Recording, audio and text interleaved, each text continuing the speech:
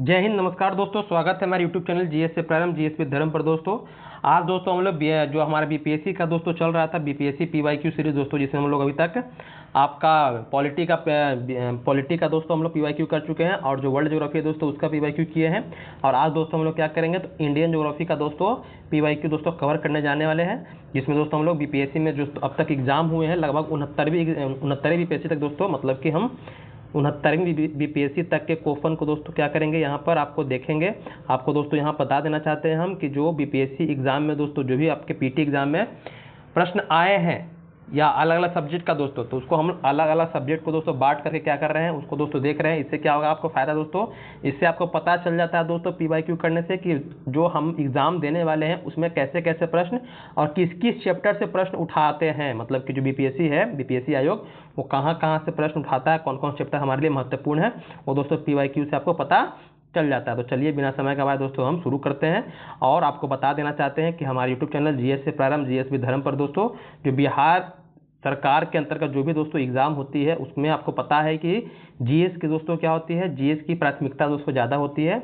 और उसी को ध्यान में रखकर दोस्तों हमारे चैनल पर दोस्तों जीएस को क्या कर जीएस को बेसिक तैयारी करवाई जा रही है, जिसमें हम लोग हर एक एग्जाम को दोस्तों कवर कर रहे हैं, एग्जाम बाय एग्जाम। जैसे बिहार पुलिस का दोस्तों एग्जाम हुआ आपको, तो हम 1 महीने का टारगेट लेकर चले थे कि 1 महीना में हम बच्चों को क्या करेंगे, जो बच्चे नहीं किए हैं अपना सिलेबस कवर, जिनका सिलेबस कवर भी है उनके लिए हम 1 महीने का चलाए थे अपना दोस्तों क्लास चलाए थे, जिसमें आपको हम जीएस का पूरा दोस्तों निचोड़ बताए थे, फाफा दोस्तों उसका पीवाईक्यू करवाए। तो इसी तरह से दोस्तों हम लोग ये भी करेंगे, अपना बीपीएससी का भी पीवाईक्यू करेंगे दोस्तों। चलिए हम शुरू करते हैं अपना आज का क्लास।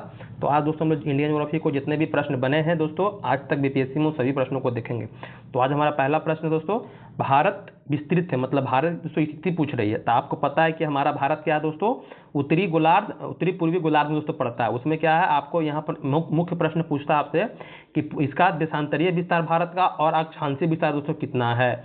तो याद रखिएगा, देशांतरीय अक्षांशीय विस्तार का मतलब कि मान लीजिए कि आपका घर है, मान लीजिए क्या है आपका, ये घर आपका हो गया, ये क्या हो गया घर।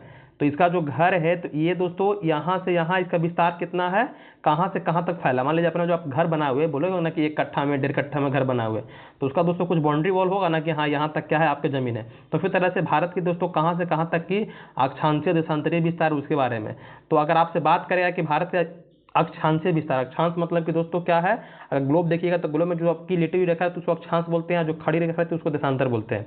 तो भारत का दोस्तों अक्षांशीय विस्तार है। मुख्य भूमि से अगर बात करें, मुख्य भूमि मतलब कि तमिलनाडु में दोस्तों आपका कन्याकुमारी, उसकी बात करें तो 8 डिग्री 4 मिनट से लेकर के 37 डिग्री 6 मिनट उत्तरी अक्षांश, क्योंकि हमारा भारत क्या है दोस्तों उत्तरी अक्षांश में पड़ता है, उत्तरी गोलार्ध में पड़ता है, तो इसका अक्षांशीय विस्तार क्या होगा दोस्तों, उत्तरी होगा। यहाँ भी उत्तरी और यहाँ भी उत्तरी, याद रखिएगा 8 डिग्री 4 मिनट से लेकर के 37 डिग्री 6 मिनट दोस्तों क्या है इसका आपका उत्तरी अक्षांश। तो देखिए उत्तरी अक्षांश दिया है ना, उत्तरी अक्षांश दिया ना, दक्षिणी देशांतर दिया। दक्षिणी आपका पूर्वी देशांतर में कितना होगा आपका, तो 68 डिग्री से लेकर कितना, 68 डिग्री से लेकर के आपका 97 डिग्री के बीच में दोस्तों क्या है हमारा देशांतरीय विस्तार है भारत का, ये ध्यान दीजिएगा। ये हो गया अक्षांश देशांतर के बारे में बात कर रहे थे हम लोग।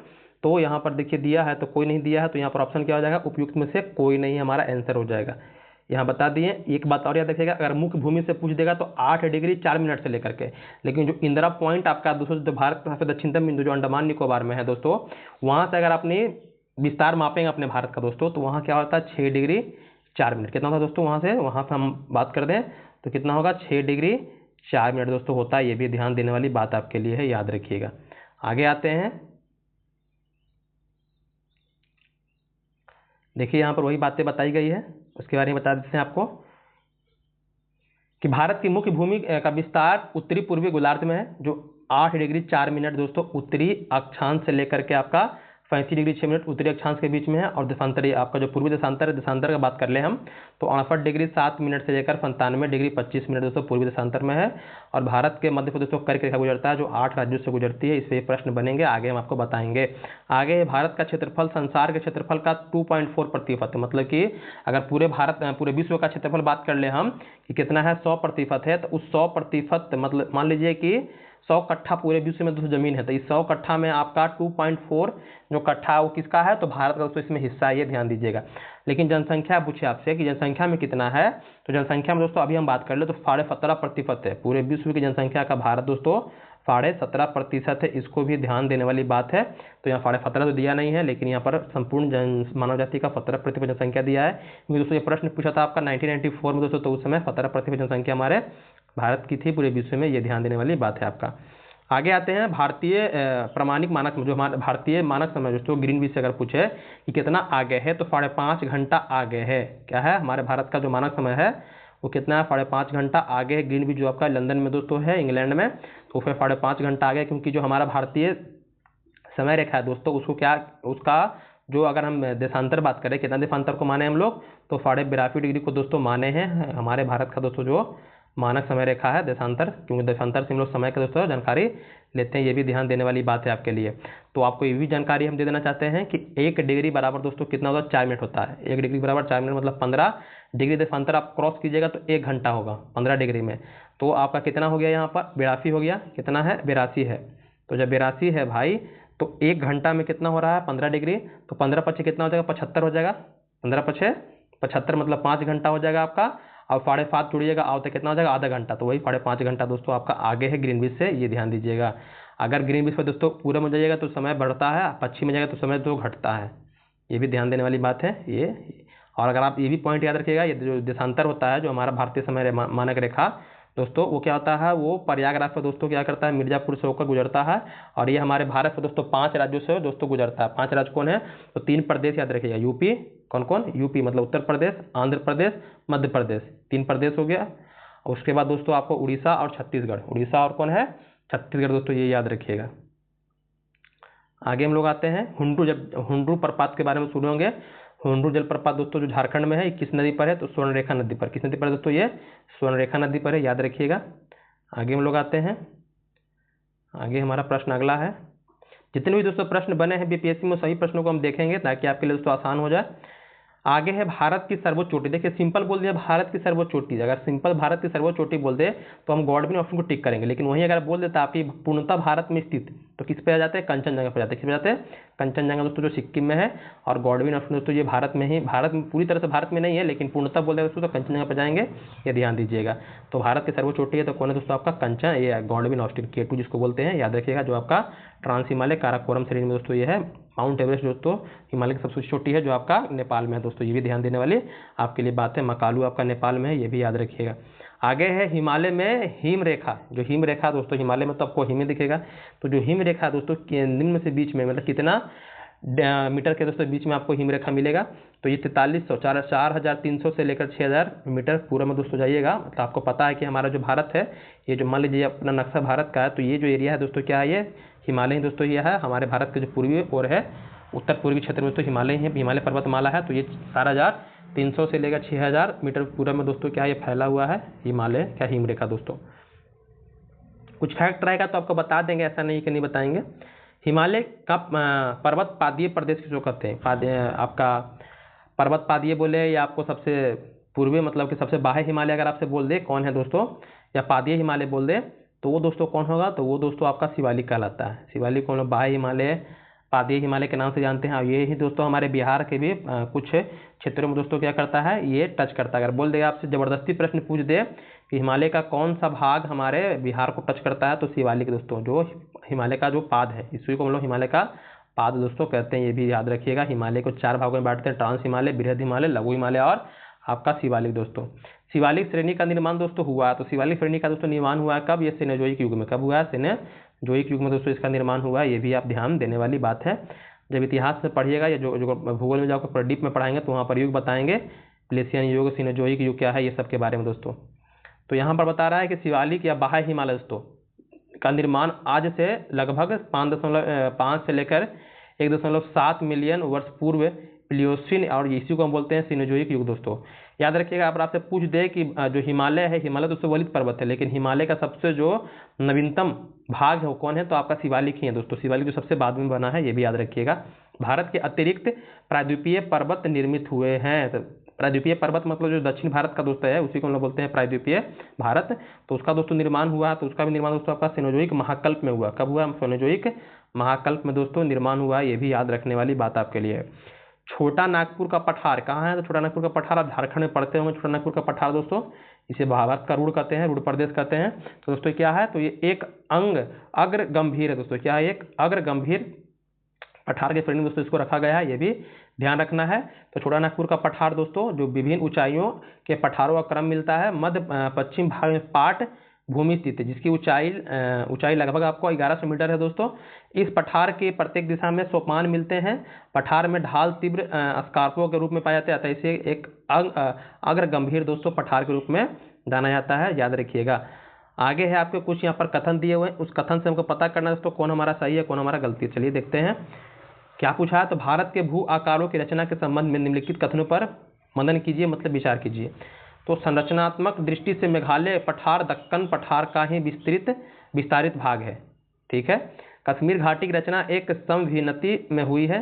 गंगा के मैदान की रचना एक अग्रगर्त में हुई है। हिमालय की उत्पत्ति भारतीय प्लेट यूरोपीय प्लेट जो हिमालय है, भारतीय प्लेट यूरोपीय प्लेट के दोस्तों तथा चीनी प्लेट के त्रिकोणीय अभिसरण के फलस्वरूप हुई है। ये तो आपको पता है कि जो हिमालय की उत्पत्ति वो 33 सागर से हुई है, लेकिन ये भी आपको पता होना चाहिए प्लेटों के टकराने पर दोस्तों हुई है, ये भी याद रखना है। लेकिन यहाँ पर जो आपको बता रहा है चीनी प्लेट नहीं दोस्तों, ये आपका यूरोपियन प्लेट और जो भारतीय प्लेट है दोस्तों इंडियन प्लेट से वो आपका इंडो प्लेट के टकराने से जो हिमालय के पर्वत का निर्माण हुआ है। लेकिन यहाँ पर आपको चीनी प्लेट के टकराने से नहीं हुआ है, ये ध्यान दीजिएगा। बाकी जो आपको दे रहा है कि जो मेघालय का जो पठार का नाम सुने हैं तो दोस्तों वो दक्कन के पठार का ही हिस्सा है, ये भी ध्यान दीजिएगा। और कश्मीर की जो घाटी की रचना दोस्तों वो समभिनति है, वो उस जिस आकार में बोल रहा है इस आकार में दोस्तों पाई जाती है। और गंगा का मैदान दोस्तों क्या है? रचना की दृष्टि से बनावटी रूप से दोस्तों क्या है? अग्रगर्त। तो ये आपका तीनों जो आपका कथन दिया सही, लेकिन जो ये दिया है ये जो हिमालय की उत्पत्ति भारतीय प्लेट और यूरोपीय प्लेट के टक्कर से हुआ, लेकिन चीनी प्लेट के टक्कर से दोस्तों नहीं हुआ, ये भी ध्यान देने वाली बात है आपके लिए। देखिए यहाँ पर दिया भी है आपको, तो इसको भी ध्यान देने वाली बात है। आगे आते हैं हम। आगे हमारा प्रश्न है प्रश्न नंबर आपका 12।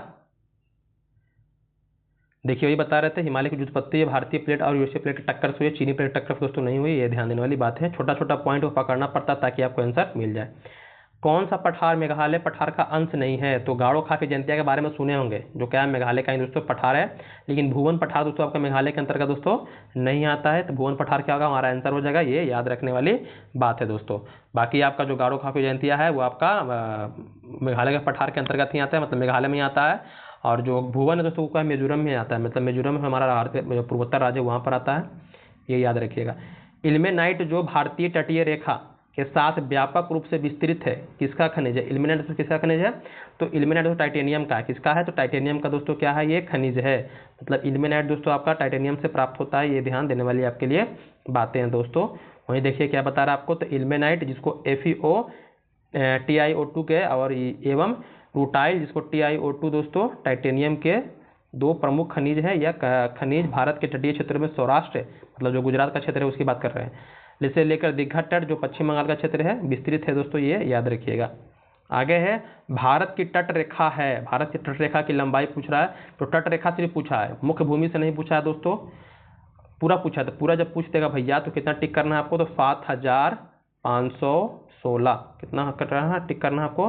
तो 7516 मीटर जो है किलोमीटर जो है दोस्तों आप भारत की तट रेखा जिसमें आपका अंडमान निकोबार और लक्षद्वीप दोस्तों आ जाएगा। मुख्य भूमि से पूछता तो कितना होगा? 6100 होता। तो इसलिए यहाँ पर ऑप्शन हम दोस्तों इनमें से कोई टिक नहीं करेंगे, लेकिन जबरदस्ती टिक करना रहता है तो किसी को टिक करते हैं 6100 किलोमीटर को दोस्तों, ये ध्यान दीजिएगा। यहाँ सिर्फ तट रेखा पूछा तो संपूर्ण के बारे में बताएंगे, संपूर्ण याद, ये ध्यान दीजिएगा। महाराष्ट्र एवं कर्नाटक में पश्चिमी घाट, ये तो पता है कि अगर भारत की हम बात करते हैं तो पूर्वी घाट के पश्चिमी घाट के बारे में पता है। ये जो पूर्वी घाट है ये पश्चिमी घाट है दोस्तों, ये पूर्वी घाट है मतलब पहाड़ी क्षेत्र है, पूर्वी पश्चिमी घाट पूर्वी घाट जिसको हम लोग पश्चिमी घाट को फादरी के नाम से भी दोस्तों जानते हैं। तो पूछा है महाराष्ट्र एवं कर्नाटक में पश्चिमी घाट डैश कहलाते हैं? तो क्या बोलते हैं? सहाद्री दोस्तों कहते हैं। क्या बोलते हैं इसको हम लोग? सहाद्री कहते हैं दोस्तों, ये ध्यान दीजिएगा। आगे हम लोग आते हैं, सहाद्री के बारे में बता दिए। आगे हमारा प्रश्न है वह दर्रा जो सर्वाधिक ऊंचाई पर अवस्थित है, कौन है दर्रा? तो यहाँ पर जो ऑप्शन दिया दोस्तों ये इसके अनुसार इसमें से कोई नहीं है। अगर हम बात करें तो जो जिला दिया है आपको रोहतांग दिया है, जो जिला आपका जम्मू कश्मीर आपका रोहतांग उत्तराखंड में हो जाएगा, नाथुला सिक्किम हो जाए, खैबर दोस्तों आपका, ये भी आपका जम्मू कश्मीर में खैबर दर्रा पड़ता है। ऐसे आप जाइएगा तो पाकिस्तान जो यहाँ से जो भी विदेशी आक्रमण हुआ दोस्तों, ये भी अफगानिस्तान पाकिस्तान के एरिया में पड़ता है, ये ध्यान दीजिएगा। तो इसमें जो आपको दिया है इसके अनुसार दोस्तों कोई नहीं होगा। चलिए हम देखते हैं यहाँ पर। तो दिए गए विकल्प में नाथुला सर्वाधिक ऊंचाई में अवस्थित है।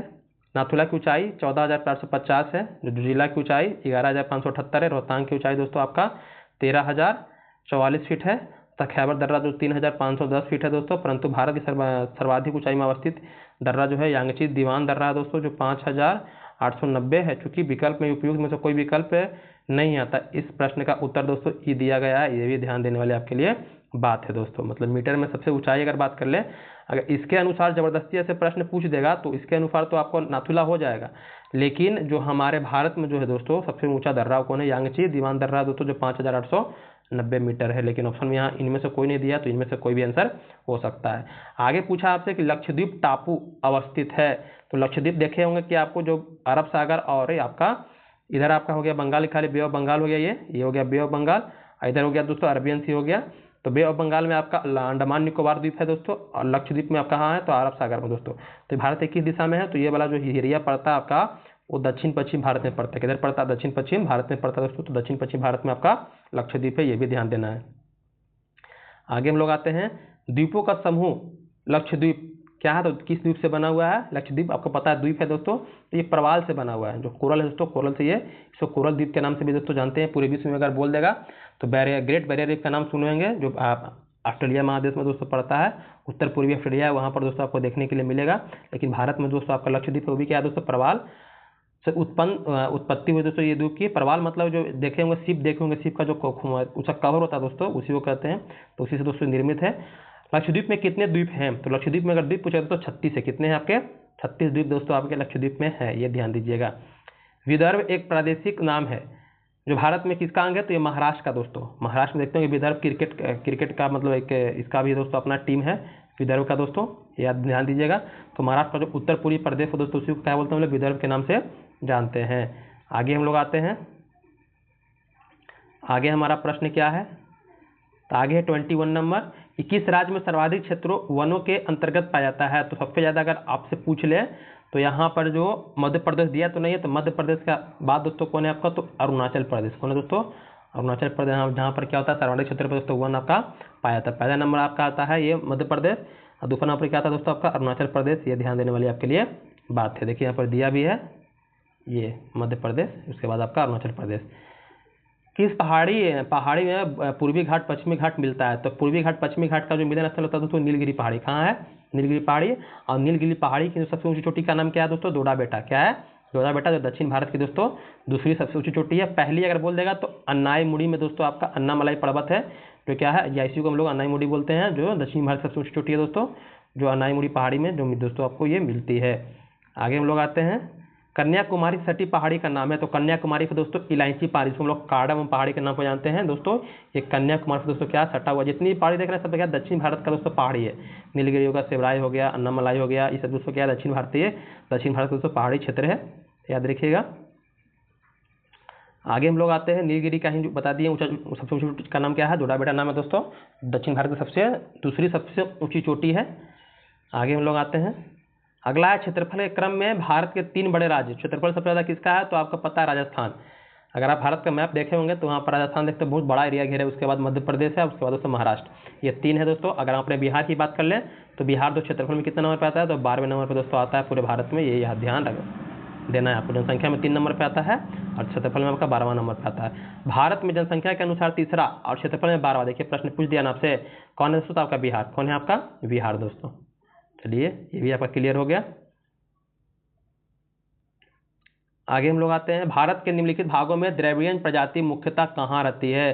तो जो द्रविड़ जाति जो द्रविड़ होते हैं दोस्तों, तो उनका जो निवास होता है ना दक्षिण भारत है। कहाँ है वो, दक्षिण भारत में उसे निवास करते हैं। यहीं से दोस्तों आपका एक नागर शैली, द्रविड़ शैली का नाम सुने होंगे, जो आपका चित्रकला की दोस्तों शैली है आपका, या आपका कला का शैली है दोस्तों द्रविड़ शैली। और आपका नागर शैली जो मंदिर निर्माण करने का कला का दोस्तों देते होंगे, उत्तर भारत जितने भी शैली मंदिर निर्माण हुए क्या है, तो नागर शैली में निर्मित हुए दोस्तों। और दक्षिण भारत जितने भी मंदिर का दोस्तों निर्माण हुआ वो द्रविड़ शैली में दोस्तों हुआ। ये भी ध्यान दीजिएगा, मूर्ति बना हो, मंदिर बना हो।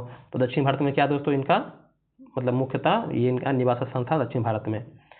आगे हम लोग आते हैं, देखिए यहाँ पर थोड़ा सा कुछ बात इसमें जानते हैं। तो दक्षिण भारत में संकेंद्रित है, ये द्रविड़ भाषा परिवार से संबंधित है, जिसमें तमिल, कन्नड़, मलयालम, तेलुगु, तुलु प्रमुख है। द्रविड़ प्रजाति के लोग मध्य भारत तथा दक्षिण पूर्वी भारत में भी बिखरे हुए थे, मतलब यहीं से दोस्तों उनका विस्तार होता है। किस राज्य में जनजातीय समुदाय की पहचान नहीं की गई है? तो दोस्तों हरियाणा जो है वहाँ पर दोस्तों कहीं भी जनजातीय समाज के लोगों की दोस्तों रहने की बात यहाँ पर नहीं की गई है। ये भी एक यूनिक प्रश्न है, इसको ध्यान दीजिएगा। आगे हम लोग आते हैं, अगला हमारा प्रश्न क्या है? तो अगला है हमारा, ऊपर तो नहीं ना है, एक मिनट, नहीं, यही है हमारा प्रश्न अगला।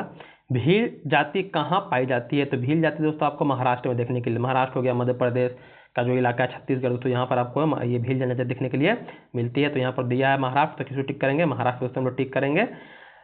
जनजाति दिया है और राज्य दिया है, उसको मिलाना है, मतलब कौन नहीं मिला हुआ है बताना। तो भील आपका गुजरात दिया है, कोटा आपका तमिलनाडु दिया है दोस्तों, उसके बाद टोडा केरल में, ये तमिलनाडु में मिलता है। बाकी ये जो भील है गुजरात में मिलता है, जब महाराष्ट्र में मिल रहा है तो वहाँ पर गुजरात में इलाका में मिलेगा आपको।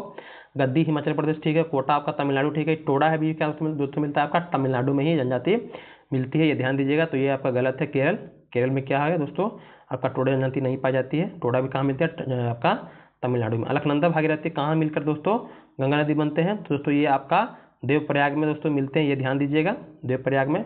और इससे हरिद्वार से याद रखिएगा, हरिद्वार को दोस्तों क्या याद रखना है? तो यहीं से दोस्तों गंगा क्या होता है? मैदानी क्षेत्र में प्रवेश करती है। गंगा बोलेगा मैदानी क्षेत्र में कहाँ से प्रवेश करती है? दोस्तों ये हरिद्वार से यहाँ पर मैदानी क्षेत्र में प्रवेश करती है, ये ध्यान देने वाली बात है दोस्तों। और आपसे पूछ देगा रुद्रप्रयाग किसको बोलते हैं? तो अलकनंदा और मंदाकिनी का दोस्तों जो मिलन होता है उसको क्या कहते हैं हम लोग? रुद्रप्रयाग दोस्तों कहते हैं, ये भी याद रखना आपके लिए जरूरी है। भारत में यरलुंग जंगबोध नदी दोस्तों हम लोग ब्रह्मपुत्र नदी को कहते हैं, किसको कहते हैं? तो ब्रह्मपुत्र नदी को दोस्तों कहा जाता है यरलुंग जंगबोध नदी दोस्तों। इसके अलावा दोस्तों इसको जो बांग्लादेश में इसको जमुना के नाम से भी हम लोग जानते हैं, इसको भी ध्यान देने वाली आपके लिए बातें हैं दोस्तों।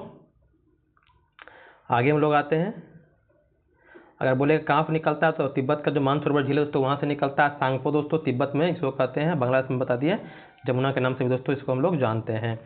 तेल नदी किसकी सहायक नदी है? तेल नदी, तो तेल नदी दोस्तों यहाँ पर महानदी की है, तो महानदी ऑप्शन दिया नहीं है। तेल नदी निम्नलिखित में से किसकी सहायक नदी है? तो ये दोस्तों महानदी की है, जोंक नदी, तेल नदी सब महानदी की सहायक नदी है, ये ध्यान दीजिएगा। तो इनमें से कोई नहीं हमारा आंसर हो जाएगा। आगे हम लोग आते हैं, देखिए महानदी कुछ और नदियाँ दिया है, शिवनाथ हो गया, जोक हो गया, हंसदो, ई मांडा दोस्तों, मांड ये क्या है? तो आपका महानदी इस पर कौन है? हीराकुंड बांध, जो भारत का सबसे लंबा बांध दोस्तों है उड़ीसा में, ये ध्यान दीजिएगा। कौन सी नदियाँ बंगाली खाड़ी में गिरती है? तो बंगाली खाड़ी में दोस्तों गिरे हुए नदियाँ कौन है? गंगा तो गिरती ही है, ब्रह्मपुत्र दोस्तों गिरती है, गोदावरी भी गिरती है, उसके अलावा महानदी भी गिरती है, कृष्णा कावेरी भी गिरती है, लूनी नदी, नर्मदा और ताप्ती, ये तो पश्चिम की ओर बहने वाली है, पश्चिम की ओर अगर बह रही हैं दोस्तों ये तो कहाँ गिरेगी? तो आपको गिरेगी अरब सागर में। तो यहाँ पर जो है ये नदियाँ ऑप्शन ए की और ऑप्शन बी के दोस्तों, मतलब ए और बी दोनों क्या होगा? आपका आंसर हो जाएगा। इसके लिए आपको बताए थे, जब नदियों का चैप्टर पढ़ा तो वहाँ बताए थे कि एक कविता पढ़े होंगे हिंदी देश के निवासी, तो उसमें नदियों का नाम आता है गंगा, यमुना, ब्रह्मपुत्र, कृष्णा, कावेरी, जाके मिल गए सागर में हुए सब एक है, मतलब कि जितनी भी नदियों का नाम इसमें आया है सबके सब दोस्तों बंगाली खाड़ी में गिरते हैं। और जो अरब सागर में गिरने वाली नदियाँ तो उसके लिए बताए थे समानता, क्या बताए थे कि एक शब्द याद रखिएगा समानता, उसमें कुछ नदियों के नाम आते हैं, ये सब के सब कहाँ गिरते हैं? तो अरब सागर में गिरते हैं। तो स से हो गया क्या? साबरमती, म से महानदी, न से नर्मदा और त से दोस्तों ताप्ती, ये ध्यान दीजिएगा। उसके बाद लूनी भी याद रखिएगा।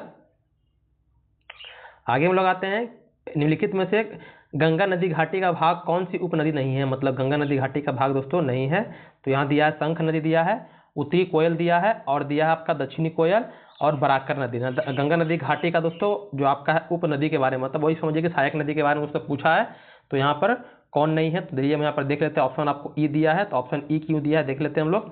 तो उत्तरी कोयल झारखंड से बहने वाली एक नदी है जो सोन नदी की सहायक नदी है, और यह सोन नदी के दाहिने तट पर दोस्तों मिलती है। सोन नदी दक्षिणी भाग से गंगा में मिलती है दोस्तों, जो अमरकंटक पहाड़ी से निकलती है, सोन नदी के बारे में पता होना चाहिए आपको।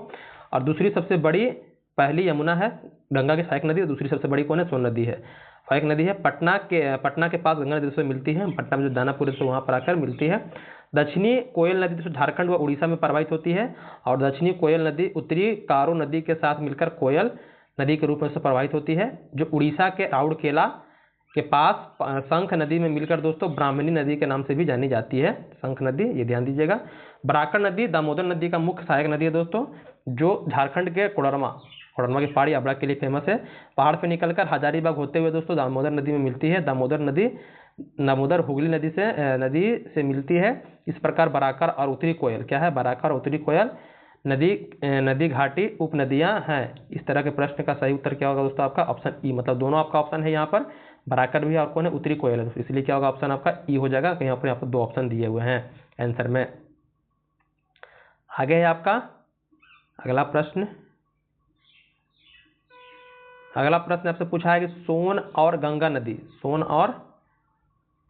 नदी का संगम बिहार किस जिले में होता है, तो पटना जिला बता दिए। आगे चलते हैं हम लोग, पटना बता दिए कि पटना में सोन नदी आकर मिलती है धनापुर में, ये ध्यान दीजिएगा। कौन सा गंगा नदी के किनारे स्थित नहीं है, गंगा नदी के किनारे दोस्तों कुल 12 शहर है बिहार है, कुल कितने हैं, 12 जिले हैं। तो इन 12 जिलों में दोस्तों, अच्छा बिहार का नहीं पूछ रहा, मतलब और भी अलग अलग जिलों मतलब राज्यों के दोस्तों जिलों के नाम है। तो आपका पता ना चाहिए, गंगा नदी निकलती है आपका कहाँ से, गंगोत्री पे, तो वो 4-5 जिलों राज्यों से गुजरती है। पहले उत्तराखंड हो गया, उत्तराखंड के बाद यूपी, यूपी से अपना बिहार, बिहार से दोस्तों अपना पश्चिम बंगाल होते हुए कहाँ चल जाता है, तो आपका ये बंगाली खाड़ी में दोस्तों गिर जाता है। ये दोस्तों 4 कितने हो गए, तो 4 राज्यों से होकर दोस्तों गुजर रहा है। तो इन 4 राज्यों से गुजर रहा है, तो वहाँ कुछ जिले हैं जो कहा है गंगा नदी के किनारे है। तो कौन सा दोस्तों जो क्षेत्र है, शहर है, वो गंगा नदी के किनारे नहीं है। तो दोस्तों उत्तरकाशी जो देख रहे हैं दोस्तों, ये गंगा नदी के किनारे नहीं है, इसको भी ध्यान रखने वाली आपके लिए बात है। आगे चलते हम लोग। आगे अगर बिहार में पूछेगा तो 12 जिले ऐसे हैं जो गंगा नदी के किनारे दोस्तों स्थित हैं। बिहार में गंगा बक्सर से प्रवेश करके कटिहार से दोस्तों निकल जाती है। कौन सा एक सबसे सूखा स्थान है, तो इसमें सबसे सूखा स्थान बोले दोस्तों कहाँ है, लेह। कौन है दोस्तों, लेह। लेह बहुत ही दोस्तों कम वर्षा होती है, इसलिए दोस्तों क्या है यहाँ पर सूखा क्षेत्र दोस्तों ये है। अमृतसर एवं शिमला लगभग एक ही अक्षांश पर है, मतलब उसका अक्षांश भी दोस्तों क्या है, समान है, परंतु जलवायु में भिन्नता का कारण क्या है दोस्तों, तो वो उनकी ऊंचाई।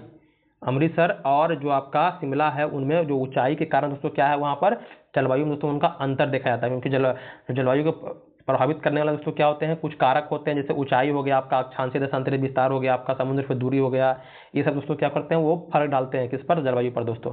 तो अमृतसर क्या है दोस्तों, शिमला की तुलना में दोस्तों कम ऊंचाई पर स्थित है, ये ध्यान दीजिएगा। शिमला मतलब हिमाचल प्रदेश की राजधानी।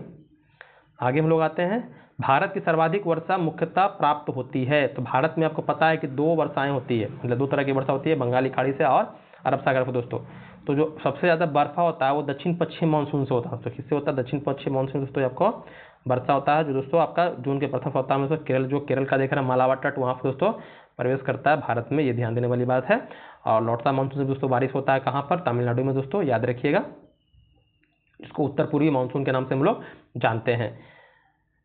दो मट्टी जिसको लोम मिट्टी में मिट्टी का कौन सा कण मिलता है, तो इसमें दोस्तों आपको सबसे ज़्यादा सही प्रकार के कण मिलते हैं, बालू के कण होंगे, चिकना कण होता है, और 500 कण मतलब सही प्रकार के दोस्तों छोटे छोटे कणों के मिलने से दोस्तों ये बना हुआ है कौन, आपका दो मट्टी दोस्तों। आगे पौधे का सबसे अधिक पानी किस मिट्टी में मिलता है, तो चिकनी जो मिट्टी होती है दोस्तों उसमें सबसे ज़्यादा पानी पौधों को दोस्तों मिलता है, इसलिए देखते हैं कि चिकनी मिट्टी थोड़ा पानी होता है तो चिपचिपा हो जाता है, देखते होंगे चिकनी मिट्टी। आगे है कि नहर प्रणालियों में किससे बिहार के क्षेत्र में सिंचाई होती है, तो जो त्रिवेणी नहर देख रहे हैं गंडक नदी पर निकला हुआ दोस्तों पश्चिमी चंपारण में, ये दोस्तों सबसे ज़्यादा सिंचाई दोस्तों इसी से होता है, ये भी ध्यान देने वाली आपके लिए बातें हैं। अब दिए गए कूट की सहायता से हरित क्रांति के बारे में दोस्तों बताना है, तो हरित क्रांति के बारे में क्या बताना है देखते हैं हम लोग। तो पहला दिया है कि उच्च उत्पादन देने वाली किस्म के बीज, तो यहाँ पर सही है, बिल्कुल सही है कि उच्च उत्पादन देने वाला बीज का दोस्तों इस्तेमाल किया गया, जिसको हाइब्रिड बोलते हैं। सिंचाई की सुविधा उपलब्ध कराई गई थी, ग्रामीण विद्युतीकरण किया गया था बिजली दोस्तों, और ग्रामीण शहरों का दोस्तों और विपणन दोस्तों किया गया था। मतलब हरित क्रांति के दौरान दोस्तों ये सभी घटनाएं दोस्तों घटी थी, तो ये ऑप्शन क्या हो जाएगा 4। कुछ और बताना चाहेंगे हरित क्रांति के लिए आपका, मतलब इसमें सभी हो जाएगा। तो हरित क्रांति दोस्तों शुरू किसने किया था विश्व स्तर पर, तो नॉर्मन बोरलॉग किसने शुरू किया था, तो नॉर्मन बोरलॉग दोस्तों जो अमेरिका के रहने वाले थे। भारत में बोला किसने शुरू किया था, तो भारत में दोस्तों एम.एस. स्वामीनाथन, किसने शुरू किया था, एम.एस. स्वामीनाथन ने शुरू किया था दोस्तों, कब 1966 से 1967 में शुरू किया था, याद रखिएगा। और ये दोस्तों पूरे भारत में ये शुरू नहीं हुआ था, कुछ ही क्षेत्र में जैसे आपका उत्तर प्रदेश का हो गया, पंजाब का इलाका हो गया, तो वहाँ पर ये दोस्तों कारगर हुआ था। भारत में फिर द्वितीय हरित क्रांति दोस्तों 80 के दशक में होती है, तब दोस्तों पूरे भारत में दोस्तों इसका प्रभाव देखा जाता है। तो यहाँ पर अगर हरित क्रांति शब्द बोला किसने दिया था दोस्तों, तो ये विलियम गॉड ने दिया था हरित क्रांति शब्द। दशक पूछ देगा कब शुरू हुआ था भारत में दोस्तों, तो ये आपका 1960 दशक में शुरू हुआ था, ये भी ध्यान देने वाली बात है। सबसे ज़्यादा प्रभाव खाद्यान्न फसल पर हुआ था, याद रखिएगा, चावल और गेहूं पर दोस्तों। आगे हम लोग आते हैं, अगला हमारा प्रश्न देखिए यहाँ पर दिया है, आगे है कि निम्नलिखित में से कौन सा एक कृषि में उत्पादकता बढ़ाने का रास्ता है। आप खेती में उत्पादकता बढ़ाने के लिए क्या कर सकते हैं, तो कुशल सिंचाई, ये बिल्कुल सही है। गुणवत्ता युक्त बीज, मतलब अच्छा बीज होता है उसका इस्तेमाल कर सकते हैं। कीटनाशकों का प्रयोग कर सकते हैं, बिल्कुल कर सकते हैं। उर्वरक का प्रयोग, दोस्तों ये सभी कारक है दोस्तों, इसके सहायता से आप अपना उत्पादकता को बढ़ा सकते हैं। तो ऑप्शन क्या हो जाएगा, ई हो जाएगा दोस्तों इसके अनुसार। चलिए हम लोग आगे चलते हैं, उम्मीद करते हैं समझ में आ गया होगा। इंद्रधनुषीय क्रांति का संबंध है। इंद्रधनुषीय क्रांति में जितनी भी प्रकार की क्रांतियां हुई, हरित क्रांति हो, नीली क्रांति हो, श्वेत क्रांति हो, गुलाबी क्रांति हो, जितनी भी क्रांति है दोस्तों, सभी क्रांतियों को मिला करके हम उसको बोलते हैं इंद्रधनुषीय क्रांति दोस्तों। ये आपका हो गया उपयुक्त सभी। जितनी भी दोस्तों क्रांतियां हुई सब क्या, उसमें परिवर्तन, क्रांति का मतलब लड़ाई नहीं हुआ दोस्तों, क्रांति का मतलब क्या, परिवर्तन हुआ है, जो बहुत भारी परिवर्तन दोस्तों देखने को मिलता है, उसी को बोलते हैं क्रांति। हरित क्रांति का संबंध बोलेगा तो खाद्यान्न उत्पादन से, श्वेत क्रांति दूध उत्पादन से, नीली क्रांति दोस्तों तो मत्स्य उत्पादन से। ये भी याद रखिएगा, कुछ कुछ क्रांतियों के दे देते हैं आपसे पूछने के लिए दे देते हैं। काली क्रांति दोस्तों तो आपका ये जो देख रहे हैं आप कच्चा तेल दोस्तों उसको उत्पादन से। मत्स्य में नीली क्रांति कोयला हो गया, सरसों दोस्तों। आगे हम लोग आते हैं कि भारत का अधिकतम गेहूं उत्पादन राज्य है, मतलब भारत में सबसे ज्यादा गेहूं कहाँ होता है दोस्तों, तो उत्तर प्रदेश में होता है। चावल बोलेगा तो आपका कहाँ होता है, तो चावल आपका पश्चिम बंगाल में होता है। ये भी ध्यान देने वाली आपके लिए बात है। देखिए यहाँ पर दिया है कि जो आपका गेहूं उत्पादन में उत्तर प्रदेश के बाद मध्य प्रदेश फिर पंजाब, उत्तर प्रदेश, मध्य प्रदेश और पंजाब दोस्तों क्या है आपके, ये गेहूं उत्पादन में दोस्तों क्या है, प्रथम स्थान है। यहाँ पर प्रश्नकाल के दौरान 3 बड़े गेहूं, जब प्रश्न पूछा गया था 2011 में दोस्तों, उसके अनुसार उस समय उत्तर प्रदेश, पंजाब और हरियाणा क्या थे आपके, प्रथम थे। ये आंकड़ा दोस्तों बदलते रहता है, क्योंकि कृषि क्या है दोस्तों, कृषि में उतार चढ़ाव देखने के लिए मिलता है। सबसे ज़्यादा गेहूं कहाँ पैदा होती है तो दोस्तों कहाँ होता है, उत्तर प्रदेश में। कहाँ होता है आपका, उत्तर प्रदेश। चावल बोलेगा तो पश्चिम बंगाल। ये याद रखिएगा, हमेशा आपसे प्रश्न कभी कभी बन जाता है। भारत के किन राज्यों में गन्ना सबसे ज़्यादा पैदा होती है, गन्ना भी दोस्तों आपका उत्तर प्रदेश में होता है। कहाँ होता है, उत्तर प्रदेश में दोस्तों और बिहार। यहाँ पर जब प्रश्न काल था तो उस समय आपका उत्तर प्रदेश और बिहार में दोस्तों क्या था, गन्ना का उत्पादन सबसे ज़्यादा होता था। लेकिन अभी 2020 और 21 के बारे में अगर बात कर ले, चतुर्थ अनुमान के आंकड़े के अनुसार, तो सर्वाधिक गन्ना दोस्तों 8 राज्यों में क्रमशः इस प्रकार है, उत्तर प्रदेश, महाराष्ट्र, कर्नाटक, गुजरात, तमिलनाडु, बिहार दोस्तों बहुत पिछड़ा हो गया है, हरियाणा एवं पंजाब। जब प्रश्न काल पूछा गया था दोस्तों तो कौन होगा आपका, बिहार और उत्तर प्रदेश। भारत के निम्न राज्यों में से किस से चीनी का कटोरा कहते हैं, तो चीनी का कटोरा दोस्तों हम लोग किसको कहते हैं, तो उत्तर प्रदेश को कहते हैं, क्योंकि सबसे ज़्यादा चीनी कहाँ होता है, उत्तर प्रदेश में ही होता है। भारत चीनी हो गया, गेहूं हो गया, दूध हो गया, तो सब में क्या है, उत्तर प्रदेश प्रथम स्थान पर है। भारत में एकमात्र राज्य जो केसर उत्पादन करता है, तो हमारे भारत में केसर का उत्पादन केवल कहाँ होता है, ये होता है जम्मू कश्मीर में। जम्मू कश्मीर दोस्तों जगह है करेवा, ये करेवा दोस्तों बोलेगा तो ये केसर उत्पादन के लिए फेमस है, याद रखिएगा। आगे हम लोग आते हैं कि निम्न में से नकदी फसल कौन नहीं है। नकदी मतलब दोस्तों इसको बेचकर तुरंत हमको नगद मिल जाता है, नगद पैसा मिल जाता था, कौन नहीं है, तो ज्वार नहीं है दोस्तों। बाकी जूट, मूंगफली, गन्ना दोस्तों जिसे बेच करके दोस्तों हम तुरंत नगद प्राप्त कर सकते हैं, लेकिन ज्वार दोस्तों आपका नगदी फसल में दोस्तों नहीं आता है, याद रखिएगा। हम लोग आते हैं मोटे अनाज में आ जाता है आपका। भारत के कौन से 2 राज्य सबसे बड़े पैमाने पर लौह अयस्क से संपन्न है, तो सबसे ज़्यादा लोहा कहाँ मिलता है दोस्तों, मध्य प्रदेश और उड़ीसा। कोयला बोलेगा तो आपका झारखंड और उड़ीसा दोस्तों, वहाँ पर कोयला का उत्पादन सबसे ज़्यादा होता है। लोहा का आपका होता है मध्य प्रदेश और उड़ीसा में दोस्तों। ये ध्यान देने वाली आपके लिए बातें हैं। आगे हम लोग आते हैं कि लौह अयस्कों में बैलाडीला दोस्तों जो है किसके लिए है, तो यहाँ दोस्तों हेमाटाइट। बैलाडीला जो पहाड़ी छत्तीसगढ़ में दोस्तों है, और छत्तीसगढ़ में जो वहाँ पर एक नक्सल प्रभावित जिला है कौन, दंतेवाड़ा में दोस्तों ये आपको बैलाडीला की पहाड़ी देखने के लिए मिलेगा। जो लौह अयस्क के लिए दोस्तों क्या है, ये परिपूर्ण है। और कौन से लोहा दोस्तों, तो लोहा 4 प्रकार के होते हैं, हेमाटाइट, मैग्नेटाइट, सीडेराइट, लिमोनाइट दोस्तों। इसमें दोस्तों आपका हेमाटाइट जो है दोस्तों लोहा, वो आपको यहाँ पर देखने के लिए मिलता है, इसको भी ध्यान दीजिएगा। ऐसे प्रश्न भी आपको देखने के लिए मिल सकते हैं। देखिए दंतेवाड़ा जिला दोस्तों क्या है, जो नक्सल प्रभावित जिला है दोस्तों, ये ध्यान देने वाली बात है। दंतेवाड़ा नाम ही आपको इतना खतरनाक लग रहा है। झारखंड में कोयला की खानें स्थित है, झारखंड में कहाँ, झड़िया से झारखंड, तो झड़िया कहाँ है दोस्तों, झारखंड में है। तो कोयला के लिए तो क्या है, बहुत ही फेमस है। उसके बाद धनबाद भी आपका कोयला के लिए है दोस्तों, ये ध्यान देने वाली आपके लिए बातें हैं। आगे हम लोग आते हैं, भूमिगत कोयले का दहन किस राज्य में होता है दोस्तों, कोयला का दहन भूमिगत दोस्तों आपका झारखंड में ही होता है, ये भी ध्यान देने वाली आपके लिए बातें हैं। झारखंड के झड़िया क्षेत्र में मुख्यतः पाया जाता है, तो बता दिए अभी कोयला पाया जाता है। आगे हम लोग आते हैं, भारतीय कोयला उद्योग की निम्नलिखित समस्याओं पर विचार कीजिए। तो यहाँ पर कुछ समस्याएं दिए हैं भारतीय कोयला के लिए। तो निम्न कोटि का कोयला एवं कोयला संचालन में बाधा, धुलाई संस्थानों के उपयोग में क्षमता में कमी, कोकिंग कोयला के आयात पर बढ़ती निर्भरता और कार की संचालन कीमतें दोस्तों। तो यहाँ पर कुछ कुछ ऑप्शन दिए हैं। तो यहाँ पर ऑप्शन है आपका 2 3 4, 1 2 3 4। उसके बाद दोस्तों आपका कौन है ऑप्शन है आपका 1 2 1 3 4 और 1 2 3 दोस्तों। तो यहाँ पर हम देखते हैं, हम लोग यहाँ पर थोड़ा सा देख लेते हैं। तो यहाँ जो भी कथन दिए हैं उसके अनुसार दोस्तों आपको सभी सही टिक करना चाहिए। जैसे बोला है कि निम्न कोटि या कोयला एवं कोयला संचालन में बाधा, तो ये बिल्कुल है दोस्तों। हमारे भारत में जो एंथ्रासाइट कोयला दोस्तों वो नहीं मिलता है हमारे भारत में दोस्तों। जो उच्च कोटि का कोयला होता है वो निम्न कोटि का सबसे ज़्यादा सामान्य होता है, वही मिलता है दोस्तों। उसके अलावा आपका लिग्नाइट हो गया, जो पीट हो गया, ज़्यादा देखने के लिए मिलता है। ढुलाई संस्थानों के उपयोग में क्षमता में कमी, ये भी आपका बिल्कुल सही है। कोकिंग कोयला के आयात पर बढ़ती नहीं बढ़ता, क्योंकि दोस्तों हमारे भारत में उत्पादन हो रहा है, लेकिन फिर भी दोस्तों क्या है, हम लोग अपने भारत में दोस्तों आयात पे ही निर्भर दोस्तों, निर्यात करने में दोस्तों सक्षम नहीं है। कार्य संचालन दोस्तों कीमतें, कार्य संचालन कीमतें दोस्तों, ये भी क्या है आपका सही है। मतलब ऑप्शन 1 2 3 4 दोस्तों तीनों क्या है आपका उसके अनुसार विचार से दोस्तों सही है। आगे हम लोग आते हैं, भारत का सबसे पुराना तेल भंडार कहाँ है? तो डिगबोई का नाम सुने होंगे, असम में। डिगबोई कहाँ है दोस्तों? असम में सबसे पुराना ये तेल भंडार है दोस्तों, ब्रह्मपुत्र घाटी के अंतर्गत दोस्तों ये आता है, ये भी याद रखिएगा। भारत में सर्वप्रथम तेल ऊर्जा संकट कब हुआ था? तो ये 1970 और 80 के दशक के दौरान दोस्तों ये आपको देखने के लिए मिलता है, ये ध्यान दीजिएगा। तो यहाँ पर देखिए बता भी देते हैं, भारत में सर्वप्रथम भयानक ऊर्जा संकट वर्ष 1973 में पैदा हुआ था, जब तेल निर्यातक देश ओपेक ने तेल कीमतों में अकस्मात मतलब अचानक 4 गुना दोस्तों क्या कर दी थी, वृद्धि कर दी थी दोस्तों। ओपेक जो क्या है दोस्तों आपका एक तेल उत्पादक मतलब कि तेल निर्यातक दोस्तों क्या है, देशों का दोस्तों गुट है, ये ध्यान दीजिएगा।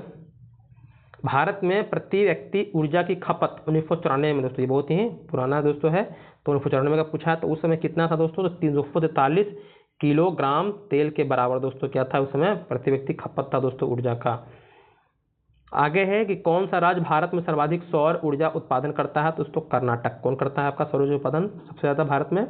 तो कर्नाटक राज्य दोस्तों उत्पादन करता है, इसको दिमाग में डाले रखिएगा। कर्नाटक के बाद आपका राजस्थान। राजस्थान में समझिए कि मत सोचिए कि राजस्थान में क्या है मरुस्थल है तो सबसे ज़्यादा वहीं पर होता है, नहीं ऐसा नहीं है। भारत में राज्यों विद्युत बोर्डों की वित्तीय रुग्णता के निम्नलिखित कारणों पर विचार करें। यहाँ पर विचार करना है, ऑप्शन दिया है कि कृषि एवं घरेलू उपभोक्ताओं को उत्पादन लागत से कम पर बिजली का विक्रय, प्रसारण और संवितरण हानियों काफ़ी ज़्यादा होती है।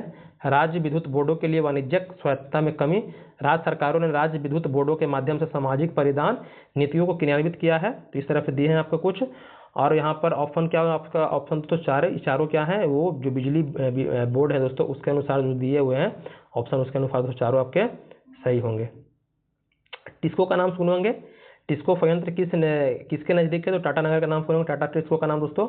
इसकी स्थापना किसने की थी? तो जमशेदजी टाटा ने किया था। कब? 1907 में। कब किया था? 1907 में। तो ये क्या है, एक निजी क्षेत्र का दोस्तों उद्योग है, इसको भी याद रखिएगा। आगे हम लोग आते हैं, देखिए यहाँ पर दिया भी है, बिहार में डालमिया दोस्तों। बिहार में डालमिया दोस्तों आपका जो दक्षिण पश्चिम बिहार देख रहे हैं वहाँ पर दोस्तों देखने के लिए मिलेगा। वो सीमेंट के दोस्तों क्या प्रसिद्ध है, डालमिया उद्योग, डालमिया नगर दोस्तों नाम सुनोगे। सीमेंट के लिए क्या दोस्तों प्रसिद्ध है? सीमेंट किससे बनता है? चूना पत्थर को दोस्तों। और चूना पत्थर हमारा जो भारत में जो विंध्य पहाड़ी देख रहे हैं, जो रोहतास कैमूर का दोस्तों, वहाँ पर ये देखने के लिए आपको मिलता है डालमिया नगर। निम्नलिखित स्थानों में कहाँ तांबा उद्योग स्थापित है? तो तांबा के लिए राजस्थान में चलिए खेतड़ी। कहाँ? खेतड़ी दोस्तों, तांबा खेतड़ी बहुत ही प्रसिद्ध है, फेमस है। देखिए PYQ लगाने पर दोस्तों सिर्फ आपको ये पता चलना ही होना चाहिए कि बीपीएससी में इससे क्या फ़ायदा होगा। इससे फ़ायदा जितने बिहार के एग्जाम में दोस्तों उसमें सभी से प्रश्न आपको दोस्तों देखने के लिए मिलते हैं, याद रखिएगा। PYQ लगाइएगा तो जो भी आपसे प्रश्न मान लीजिए बिहार दरोगा में बनते हैं तो इससे वहाँ भी दोस्तों फ़ायदा हो जाता है। जैसे आपका जो खेतरी वाला हो गया, बहुत सारा प्रश्न दोस्तों आपको जो भी बिहार पुलिस का एग्जाम चल रहा है उसमें बहुत सारे प्रश्न यहाँ से देखने के लिए मिलते हैं दोस्तों। जैसे देखिए यहाँ पर पूछा राजस्थान के खेतरी, तो खेतरी बता दें खेतरी किसके लिए? तांबा के लिए दोस्तों फेमस है, जो राजस्थान में है, ये भी याद रखना आपको। आगे है कि स्वर्णिम चतुर्भुज क्या है? तो जो महानगरों को जोड़ना है, जो 4 महानगरों को जोड़ता है, दिल्ली कलकत्ता मुंबई चेन्नई को दोस्तों जोड़ने वाला क्या है? महामार्ग है दोस्तों। महामार्गों को जोड़ने वाला ये रेल मार्ग है दोस्तों, ये ध्यान दीजिए। रेल मार्ग नहीं है, ये आपका राजमार्ग है। क्या है ये आपका? राष्ट्रीय राजमार्ग है, NH है दोस्तों, ये ध्यान दीजिएगा, रेल मार्ग नहीं है। 4 महानगरों को जोड़ता है। इसकी शुरुआत 2001 में हुई थी। कब हुई थी? 2001 में। ये 4 महानगर दिल्ली मुंबई चेन्नई कोलकाता को दोस्तों सड़क मार्ग पर जोड़ता है, रेल मार्ग पर नहीं जोड़ता है। आगे हम लोग आते हैं, अगला प्रश्न हमारा क्या है? तो भारत में 40% सड़कें परिवहन होता है, बिल्कुल होता है। किससे? तो NH जो नेशनल हाईवे दोस्तों उससे आपका होता है। अगर सबसे बड़ा पूछेगा NH कौन है तो NH 44 सबसे बड़ा, और सबसे छोटा बोलेगा तो 47A जो आपका कहाँ है दोस्तों, तो केरल में है, ये ध्यान दीजिएगा। आगे है कि निम्न हिमालय पर्वत श्रेणियों में किस पर्वत श्रेणी को अटल टनल पार करती है। तो अटल टनल दोस्तों किस हिमालय पर्वत श्रेणी को पार करती है, तो जो पूर्वी पीर पंजाल दोस्तों इसको पार करती है अटल टनल। बोलेगा अटल टनल किस में, तो रोहतांग दर्रा देख रहे हैं दोस्तों आपका हिमाचल प्रदेश में, वहाँ पर ये आपका अटल टनल है दोस्तों, याद रखिए रोहतांग दर्रा में। आगे है कि राजधानी निम्नलिखित नंबर की राजधानी ट्रेनों में से कौन एक अधिकतम दूरी तय करती है। तो अधिकतम दूरी दोस्तों आपका जो 1, 2, 4, 3, 1 त्रिवेंद्रम सेंट्रल दोस्तों क्या करती है दोस्तों, अधिकतम दूरी इस ऑप्शन के अनुसार आपका ये दोस्तों दूरी तय करती है, ये ध्यान देने वाली बात है आपका। आगे हमारा है कि कुरियर सेवा प्रतिस्पर्धा के लिए भारतीय डाक विभाग ने द्रुत डाक सेवा कब प्रारंभ किया था। तो द्रुत डाक प्रारंभ दोस्तों ये 1986 में हुआ था। कब हुआ था, 1986 में। इसको भी ध्यान देने वाली आपके लिए बातें हैं। आगे हम लोग आते हैं, आगे हमारा प्रश्न है दोस्तों, भारत में सर्वप्रथम दूरभाषा का प्रादुर्भाव किस वर्ष हुआ था। मतलब जो भारत में दूरभाषा कब शुरू हुआ था वो पूछ रहा है आपसे। तो अगर आपसे पहले पूछ दे तो ये दोस्तों 1850 में हुआ था, डलहौजी के समय में हुआ था दोस्तों। ये टेलीग्राफ जो आपका कोलकाता से जो आपका डायमंड हार्बर दोस्तों उसके बीच में शुरू हुआ था। उसके बाद आपको बात करें कि 1881 में इंग्लैंड की ओरिएंटल टेलीफोन कंपनी लिमिटेड ने भारत में कलकत्ता, बॉम्बे, मद्रास, अहमदाबाद तक कराची जो तत्कालीन भारत में दोस्तों उस समय था टेलीफोन एक्सचेंज स्थापित किया था। 28 जनवरी 1882 को टेलीफोन सेवा की औपचारिक स्थापना की गई थी। अतः विकल्प के अनुसार कोई भी दोस्तों नहीं दिया, मतलब कि ना ही आपको 1850, 81 और ना ही दोस्तों 82 दिया है, इसलिए आपका ऑप्शन कोई नहीं होगा, ये ध्यान दीजिएगा। पाट अंचल अवस्थित है, तो पाट अंचल कहाँ है, तो पाट अंचल दोस्तों झारखंड में है। कहाँ है, झारखंड में है दोस्तों, ये ध्यान देने वाली बात है। तो छोटानागपुर का पठार है दोस्तों, पाट अंचल छोटानागपुर जो प्रदेश है दोस्तों वहाँ पर स्थित है। ये ऊंचे पहाड़ी शिखर होते हैं और छोटानागपुर पठार का अधिकांश भाग झारखंड राज्य के अंतर्गत आता है। तो ऑप्शन क्या हो जाएगा दोस्तों, बी हो जाएगा। तो पाट अंचल क्या है, तो ऊंचे जो पहाड़ी क्षेत्र होते हैं दोस्तों उसको कहते हैं पाट अंचल। झुमरी तलैया का नाम सुने होंगे, झुमरी तलैया दोस्तों ये भी आपका झारखंड में ही है। तो झुमरी तलैया दोस्तों रेडियो पर गीतों की फरमाइश के लिए प्रसिद्ध है। किस राज्य में स्थित है झुमरी तलैया, तो आपका झारखंड राज्य में दोस्तों है झुमरी तलैया। आगे है क्षेत्रफल के अनुसार निम्नलिखित राज्यों का सही अवरोही क्रम बताइए। तो सबसे बड़ा राज्य कौन है आपका, तो इसमें पहला है उत्तर प्रदेश। कौन है आपका पहला क्षेत्रफल के अनुसार, सॉरी राजस्थान। राजस्थान के बाद कौन आता है आपका, मध्य प्रदेश। तो यहाँ पर राजस्थान तो दिया नहीं है लेकिन मध्य प्रदेश दिया है, तो मध्य प्रदेश टिक कर देंगे। तीसरा आपका आता है महाराष्ट्र, महाराष्ट्र दिया नहीं है, तो उसके बाद कौन आएगा, उत्तर प्रदेश। तो पहला हो गया आपका मध्य प्रदेश, फिर उत्तर प्रदेश, फिर दोस्तों आंध्र प्रदेश। आंध्र प्रदेश क्या दोस्तों, बिहार से आपका बड़ा है। तो ऑप्शन क्या हो जाएगा, ऑप्शन आपका 4 हो जाएगा, ये ध्यान दीजिएगा। आगे हम लोग आते हैं, अगला प्रश्न हमारा क्या है। तो अगला प्रश्न आपसे पूछ रहा है कि भौगोलिक क्षेत्र की दृष्टि से भारत के निम्न जिलों में कौन एक जिला सबसे बड़ा है। भारत का जिलों की बात कर रहा है, भारत के राज्य की बात नहीं कर रहा है। तो जिलों में अगर पूछेगा तो जो कच्छ जिला देख रहे हैं वो कच्छ जिला क्या दोस्तों सबसे बड़ा जिला है भारत में भौगोलिक दृष्टि से। अगर बात कर ले क्षेत्रफल के अनुसार अगर हम बात कर ले तो ये ध्यान देने वाली बात है। देखिए यहाँ पर जो लेह दोस्तों ये क्या है, 45,100 किलोमीटर इसका है और कक्षा कितना है, तो 45,674 है दोस्तों, ये ध्यान दीजिएगा। आगे हम लोग आते हैं, कच्छ जो आपका गुजरात में पड़ता है, कच्છી खाड़ी का नाम भी सुने होंगे आप लोग। असम कुल मिलाकर कितने राज्यों और यूटी पर दोस्तों घिरा हुआ है। तो यूटी तो उधर आपका उत्तर पूर्वोत्तर भारत में तो है नहीं, राज्य से ही घिरा हुआ है। तो 7 सिस्टर का नाम सुने होंगे, 7 सिस्टर। दोस्तों ये 7 जो राज्य हैं दोस्तों उसमें आपका सिक्किम भी आता है। तो सिक्किम से भी दोस्तों अपनी सीमा बनाता है कौन, आपका ये असम, याद रखिएगा। तो कितने हो जाएंगे आपके 7 राज्य। 7 सिस्टर में आपका असम तो आएगा, तो असम के बारे में पूछ रहा, तो असम के अलावा 6 और राज्य हो गए, तो इसके साथ सीमा साझा करते हैं और एक सिक्किम हो जाएगा। तो कुल मिलाकर दोस्तों 7 राज्यों से अपना सीमा साझा करता है, ये भी ध्यान देने वाली आपको। रुकिए एक मिनट, रुकिए क्या पूछा, हाँ ये सिक्किम नहीं, सिक्किम का जो सिक्किम बाउंड्री नहीं बनाता है, जो पश्चिम बंगाल दार्जिलिंग प्रदेश देख रहे हैं, दार्जिलिंग तो आपका यहाँ पर पश्चिम बंगाल में ना। हाँ ठीक है ठीक। तो ये दो देखते हैं आप, सिक्किम देखते हैं। तो सिक्किम का ये जो इलाका पड़ता है दोस्तों यहाँ पर आ जाता है दार्जिलिंग आ जाता है, यहीं पर इसके बगल में दोस्तों असम है। यहाँ पर ये वाला जो एरिया पड़ जाता है वो असम का पड़ जाता है।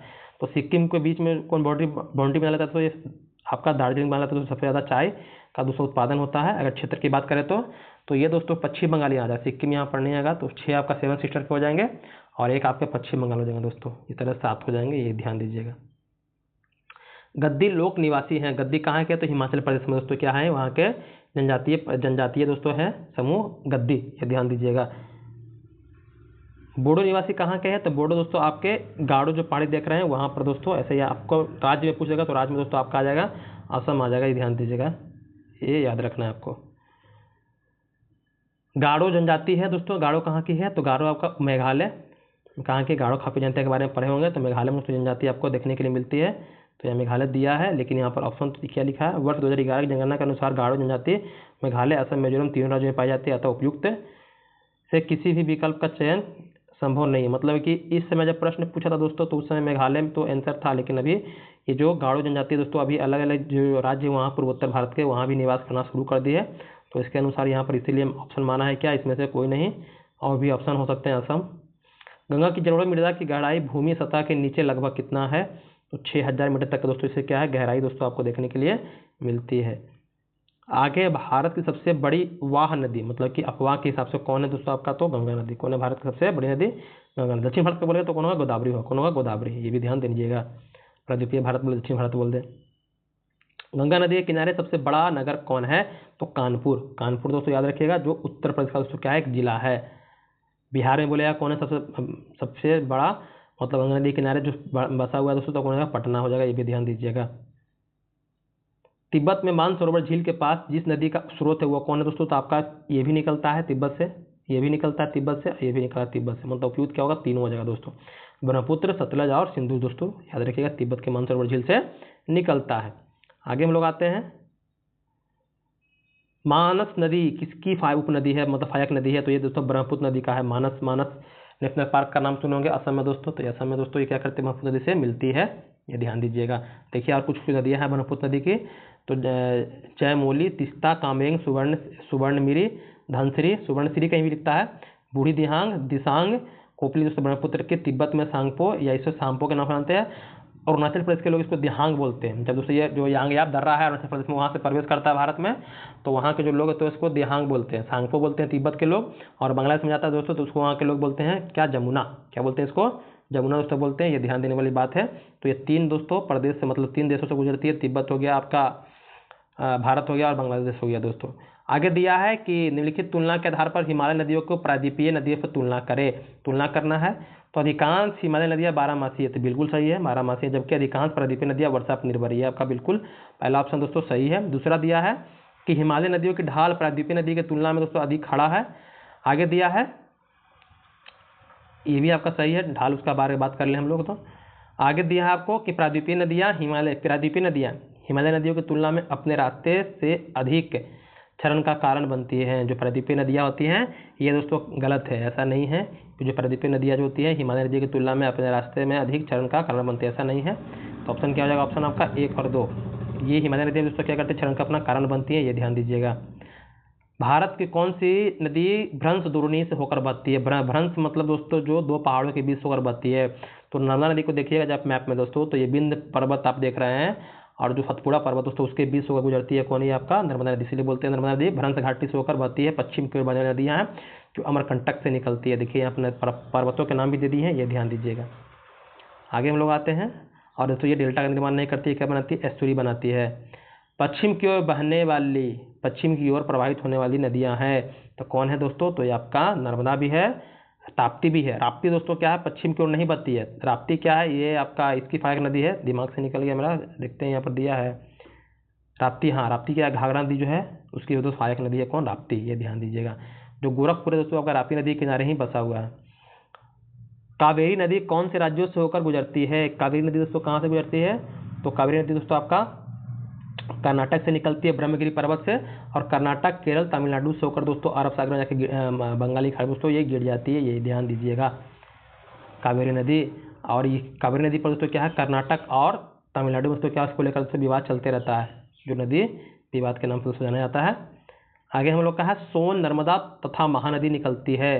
तो सोन और नर्मदा तो निकलती है कहाँ? अमरकंटक से। कहाँ से निकलती है? अमरकंटक से। लेकिन दोस्तों महानदी आपका अमरकंटक से नहीं निकलती है दोस्तों, सिहावा जो पहाड़ी है मध्य प्रदेश में ही है, तो धमंतरी महानदी धमंतरी के सिहावा पहाड़ी से दोस्तों निकलती है।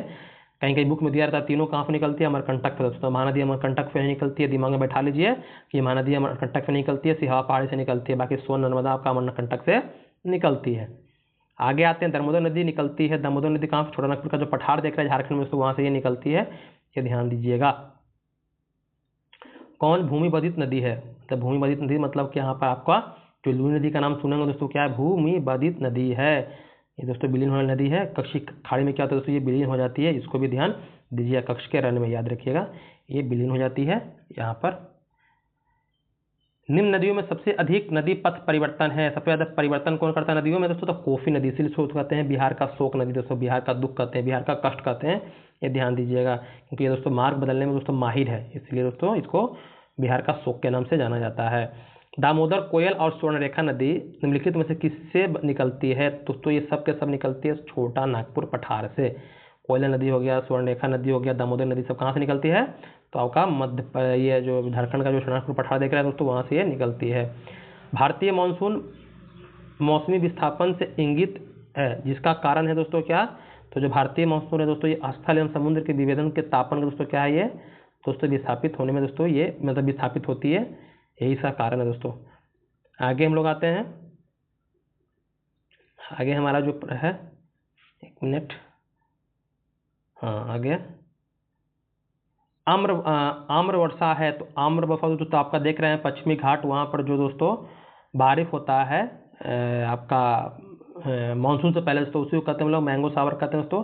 तो आम का बौछार बिल्कुल नहीं, आम का बौछार नहीं होता, ये आम का टपकना बिल्कुल नहीं होता। आम का टपकना दोस्तों ये बिहार एवं बंगाल में ये बिहार बंगाल में नहीं होता दोस्तों, बिहार बंगाल की नहीं है दोस्तों। ये आपका आम की फसल के देखिए यहाँ पर दिया है आपका आम्र वर्षा के बारे में बताया है कि कर्नाटक केरल के जो बताया पश्चिमी घाट बता दिए थे। अप्रैल महीने में तो तड़ित झंझावत के साथ होने वाली वर्षा को चेरी ब्लोजम कहते हैं, जबकि मई में होने वाली वर्षा को दोस्तों आम्र वर्षा के नाम से जानते हैं, क्योंकि इस वर्षा से आम के फल पकने लगते हैं। क्या होते हैं? आम के फल पकने लगते हैं। और बंगाल और असम में इसी समय जो चलता है उसको बोलते हैं काल वैसाखी। क्या बोलते हैं उसको लोग? काल वैसाखी बोलते हैं। बिहार में उसको दोस्तों में लू बोलते हैं, बिहार में क्या बोलते हैं? लू। तो ये दोस्तों आम के पकने के लिए होता है। तो यहाँ पर आम का टपकना सब लिखा है, आम का फसल लिखा है, तो यहाँ पर नहीं होगा। आम के पकने के लिए जो वर्षा होता है उसे बोलते हैं आम्र वर्षा दोस्तों बोला जाता है। निम्न राज्यों में से किस राज्य में जाड़े के समय वर्षा होता है? दोस्तों यहाँ पर आपका तमिलनाडु में दोस्तों जाड़े के समय में उत्तर पूर्वी मानसून जो लौटता मानसून होता है उसके कारण दोस्तों यहाँ पर सबसे ज़्यादा बारिश होता है। इसके अलावा जो आप देख रहे हैं पंजाब का इलाका, जम्मू कश्मीर का दोस्तों, वहाँ भी आपका पश्चिमी विक्षोभ के कारण दोस्तों क्या होता है? ठंड के समय में बारिश होता है। ये भी याद रखिएगा, अगर ऑप्शन में देगा तो आंसर हो जाएगा। चेरापूंजी दोस्तों अवस्थित है। तो चेरापूंजी कहाँ है? तो मेघालय राज्य में दोस्तों अवस्थित है, जहाँ पर सबसे पहले दोस्तों मतलब पहले यहाँ पर सबसे ज़्यादा बारिश दोस्तों यहीं पर होता था, लेकिन अभी मेघालय में एक जगह है मानसीराम दोस्तों, सबसे आर्द्र भूमि के नाम से दोस्तों जाना जाता है मानसीराम, जो सबसे ज़्यादा बारिश होता है दोस्तों। अब यहाँ पर हमें मिलाना है, प्राकृतिक आपदा दिया है और आपका यहाँ पर कुछ दिया है प्रदेश। तो यहाँ पर बाढ़, भूकंप, सूखा और आपका चक्रवात। तो उत्तर प्रदेश और बिहार का जो मैदान है उसको क्या होता है? बाढ़ से दोस्तों प्रभावित होता है। किससे प्रभावित होता है? बाढ़ से प्रभावित होता है। हिमालय का जो गिरिपात क्षेत्र है दोस्तों सूखा से प्रभावित होता है। किससे प्रभावित होता है? सूखा से प्रभावित होता है आपका। और आपका ये जो आप देख रहे हैं चक्रवात, तो चक्रवात आपका जो देख रहे हैं वो मध्य पूर्वी जो भारत है दोस्तों, वहाँ पर चक्रवात तो नहीं आएगा। तो यहाँ पर हम देख लेते हैं कि पहला हमारा क्या देखें। देखिए पहला क्या है हमारा? तो बाढ़ होगा उत्तर प्रदेश और बिहार के मैदानी क्षेत्र दोस्तों आपका जो है वहाँ पर बाढ़ से दोस्तों प्रभावित होते हैं। तो देख लेते हैं 1 का 3, 1 का 3 कहाँ दिया है? 1 का 3 यहाँ, इसमें तो 3 नहीं दिया है, तो 1 का 3 आपको यहाँ दिया है और यहाँ दिया है। तो 1 का 3 तो हम लोग देख लिए थे। उसके बाद हम लोग बात किए थे किसके बारे में? तो भूकंप के बारे में। तो भूकंप का जो हिमालय का जो गिरिपातीय क्षेत्र है तो वहाँ पर आपको देखने के लिए मिलता है। उसके बाद सूखा दोस्तों, सूखा आपको कहाँ मिलेगा? तो ये मध्य पूर्वी जो भारत देख रहे हैं वहाँ पर आपको सूखा मिलता है। और चक्रवात दोस्तों कहाँ आएगा? चक्रवात जो आपका तटीय प्रदेश है दोस्तों वहाँ पर चक्रवात, तो ये आपका ये उड़ीसा में जो आता है, उत्तरी उड़ीसा मतलब कि जो तटीय प्रदेश है आपका राज्य है, वहाँ पर दोस्तों चक्रवात देखने के लिए मिलता है, ये ध्यान दीजिएगा। तो इसका उड़ीसा में चक्रवात आता है, तो झारखंड भी दोस्तों क्या है? उड़ीसा सटा हुआ है, तो यहाँ भी इसको प्रभावित करता है दोस्तों। इस तरह से इसको याद रखिएगा। आगे हमारा है अगला प्रश्न, करेवास। देखिए करेवा इसी के बारे में बात करें, जो केसर के लिए हम बताया था, केसर के लिए उत्पादन के लिए प्रसिद्ध है। तो करेवास मृतिका जो जाफरान केसर का एक स्थानीय प्रकार है कि उत्पादन के लिए उसको उपयोगी है, पाई जाती है कश्मीर हिमालय में। कहाँ पाई जाती है? कश्मीर हिमालय में। ये प्रश्न याद रखिए करेवा से। रेगड़ मतलब रेगुड़ मिट्टी की बात कर रहा है दोस्तों, तो इसको काली मिट्टी का दूसरा नाम क्या है? रेगुड़ मिट्टी, जो कपास के लिए दोस्तों क्या है? बहुत ही फेमस है, ये ध्यान दीजिएगा। इसको कहीं कहीं चेरनोजम भी आदि के नाम से भी दोस्तों जाना जाता है, इस रेगुड़ मिट्टी को ही कहते हैं। रेगड़ लिखा है, मतलब रेगुड़ मिट्टी दोस्तों कहाँ मिलता है? तो आपको ये महाराष्ट्र जो गुजरात देख रहे हैं वहाँ पर दोस्तों, दक्कन प्रदेश में दोस्तों आपको ये देखने के लिए मिलेगा, ये ध्यान दीजिए। दक्कन पठार दोस्तों आपका काली मिट्टी से ही बना हुआ है। रेगुड़ नाम है किसका? देखिए यहाँ पर काली मिट्टी का नाम है, इससे परिचित हो गए होंगे। मृदा अपरदन रोका जा सकता है, कैसे रोक सकते हैं मृदा अपरदन को? तो वन रोपण करके, वृक्ष लगाकर दोस्तों मृदा अपरदन को रोक सकते हैं दोस्तों। नहीं तो वृक्ष अगर नहीं रहेगा तो जो बाढ़ आता है, पानी दोस्तों क्या आता है, उसके साथ अपनी मिट्टी को बहा कर दोस्तों ले जाती है। वृक्ष लगाने से क्या होता है, जड़ होती है मिट्टी को दोस्तों जकड़े हुए रहता है, और पानी आता है तो उसको बहने से रोकता है। गंगा के मैदान को एक डैश के रूप में दोस्तों वर्णित किया गया है, तो किसके रूप में वर्णित किया गया है? तो जियोसिनक्लाइन के रूप में दोस्तों क्या किया गया है? गंगा के मैदान को दोस्तों वर्णित किया गया है। अब ये क्या होता है भैया? तो ये गंगा के मैदान को जियोसिनक्लाइन या भू अभिनति गर्त के रूप में दोस्तों वर्णित किया गया। इसका निर्माण मुख्य रूप से हिमालय पर्वतमाला के निर्माण प्रक्रिया के तीसरे चरण में हुआ। मतलब कि जब हिमालय पर्वतमाला का निर्माण हुआ तो उसके तीसरे चरण के बाद आपका गंगा का निर्माण हुआ दोस्तों। आगे है, जो गंगा में पुरानी कछारी मिट्टी है उसको क्या बोलते हैं? बांगड़। नहीं रहेगा तो उसको बोलेंगे खादर। क्या बोलेंगे उसको? खादर दोस्तों। कौन सी मिट्टी नदियों द्वारा निर्मित है? तो नदी द्वारा निर्मित कौन है दोस्तों? जलोढ़ मिट्टी। जो नदियों द्वारा बह करके मिट्टी आती है दोस्तों वही क्या होती है? जलोढ़ मिट्टी कहलाती है। इसके दो प्रकार होते हैं, खादर और बांगड़। नवीन जलोढ़ मिट्टी को खादर बोलेंगे, पुरानी जलोढ़ मिट्टी को दोस्तों बांगड़ बोलते हैं, ये भी ध्यान दीजिएगा। तो बहुत ही उपजाऊ होती है, ये ध्यान देना है। भारत के कुल भौगोलिक क्षेत्र में वन क्षेत्र का क्या प्रतिशत है? तो वन क्षेत्र दोस्तों ये बहुत पुराना अपडेट है, लेकिन अभी आप 2023 का जो आया है आपका 18वीं जो रिपोर्ट आया दोस्तों, उसके अनुसार आपका लगभग 24 पॉइंट कुछ क्या है दोस्तों वन क्षेत्र हमारे भारत में है, ये ध्यान दीजिएगा। तो ये आपका पुराना रिपोर्ट है, ये याद रखना है आपको। जो देख रहे हैं 24 पॉइंट, ये दोस्तों क्या है आपका अभी वर्तमान में देखने के लिए मिलेगा। भारत में किस राज्य में सर्वाधिक क्षेत्र घने पतझड़ वन वाले जंगल से घिरा है? तो दोस्तों मध्य प्रदेश। मध्य प्रदेश से भारत में सबसे ज़्यादा जो वन पाया तो मध्य प्रदेश में पाए जाते हैं, याद रखिएगा। और पतझड़ वन से घिरा हुआ है, ये याद रखना है आपको। हमारे भारत में पूछे आप किस प्रकार के वन सबसे ज़्यादा पाते हैं, तो उष्णकटिबंधीय पर्णपाती वन तो वो सबसे ज़्यादा आपको देखने। पर्णपाती मतलब पतझड़ वन को ही बोलते हैं। प्रतिशत अधिकतम वन क्षेत्र है, तो सबसे प्रतिशत के बारे में बात करें तो मिजोरम में। क्षेत्रफल के बारे में बात करेगा तो कौन हो जाएगा आपका दोस्तों? वो मध्य प्रदेश होगा, लेकिन प्रतिशत में आपका मिजोरम। भारत के किस राज्य में वन्य जीव अभयारण्य सबसे अधिक राज्य में है? मतलब कि सबसे अधिक संख्या में है वन्य जीव अभयारण्य। यहाँ दिया है आपको ऑप्शन कर्नाटक, तमिलनाडु, उसके बाद दिया है महाराष्ट्र और मध्य प्रदेश। तो यहाँ पर जो महाराष्ट्र तो वहाँ पर सबसे ज़्यादा आपको वन्य जीव अभयारण्य देखने के लिए मिलते हैं। महाराष्ट्र में कुल कितने हैं आपका? तो इसकी दोस्तों संख्या 48 है। अंडमान निकोबार सबसे ज़्यादा कितना है? 96 दोस्तों, लेकिन अंडमान निकोबार यहाँ ऑप्शन दिया नहीं था। समस्त विश्व में तेंदुओं की सर्वाधिक आबादी भारत में इसकी अनुमानित संख्या है। तो दोस्तों ये बहुत ही पुराना आंकड़ा दिया है आपको, नवीनतम आंकड़ा याद रख लीजिए। 2018 के अनुसार एक नवीनतम आंकड़ा आया है 12,852 क्या दोस्तों हमारे भारत में आपको देखने के लिए मिलता है। किसका? तो ये तेंदुआ की प्रजाति दोस्तों, तेंदुआ की संख्या। भारत की जनसंख्या की विशेषताओं के संबंध में निम्नलिखित कथनों पर विचार करना है कि वर्ष 1991 से लेकर 2001 के दशक में जनसंख्या की वृद्धि लगभग 21% की दर हुई है। 1991 की अपेक्षा 2001 में पुरुष और महिला साक्षरता का अंतर बढ़ गया है।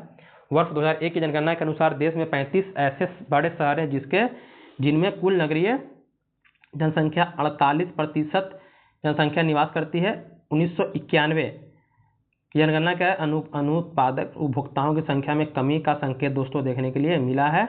यहाँ पर हमें बताना है क्या कि कौन इसमें से कथन क्या है सही है। तो पहला जो आपका देख रहे हैं ये जनसंख्या वृद्धि तो आपका लगभग 21% दोस्तों हुआ है, ये आपका सही है। लेकिन जो महिला पुरुष साक्षरता का दोस्तों अंतर की बात करें तो ये गलत है, इतना अंतर दोस्तों बड़ा नहीं है।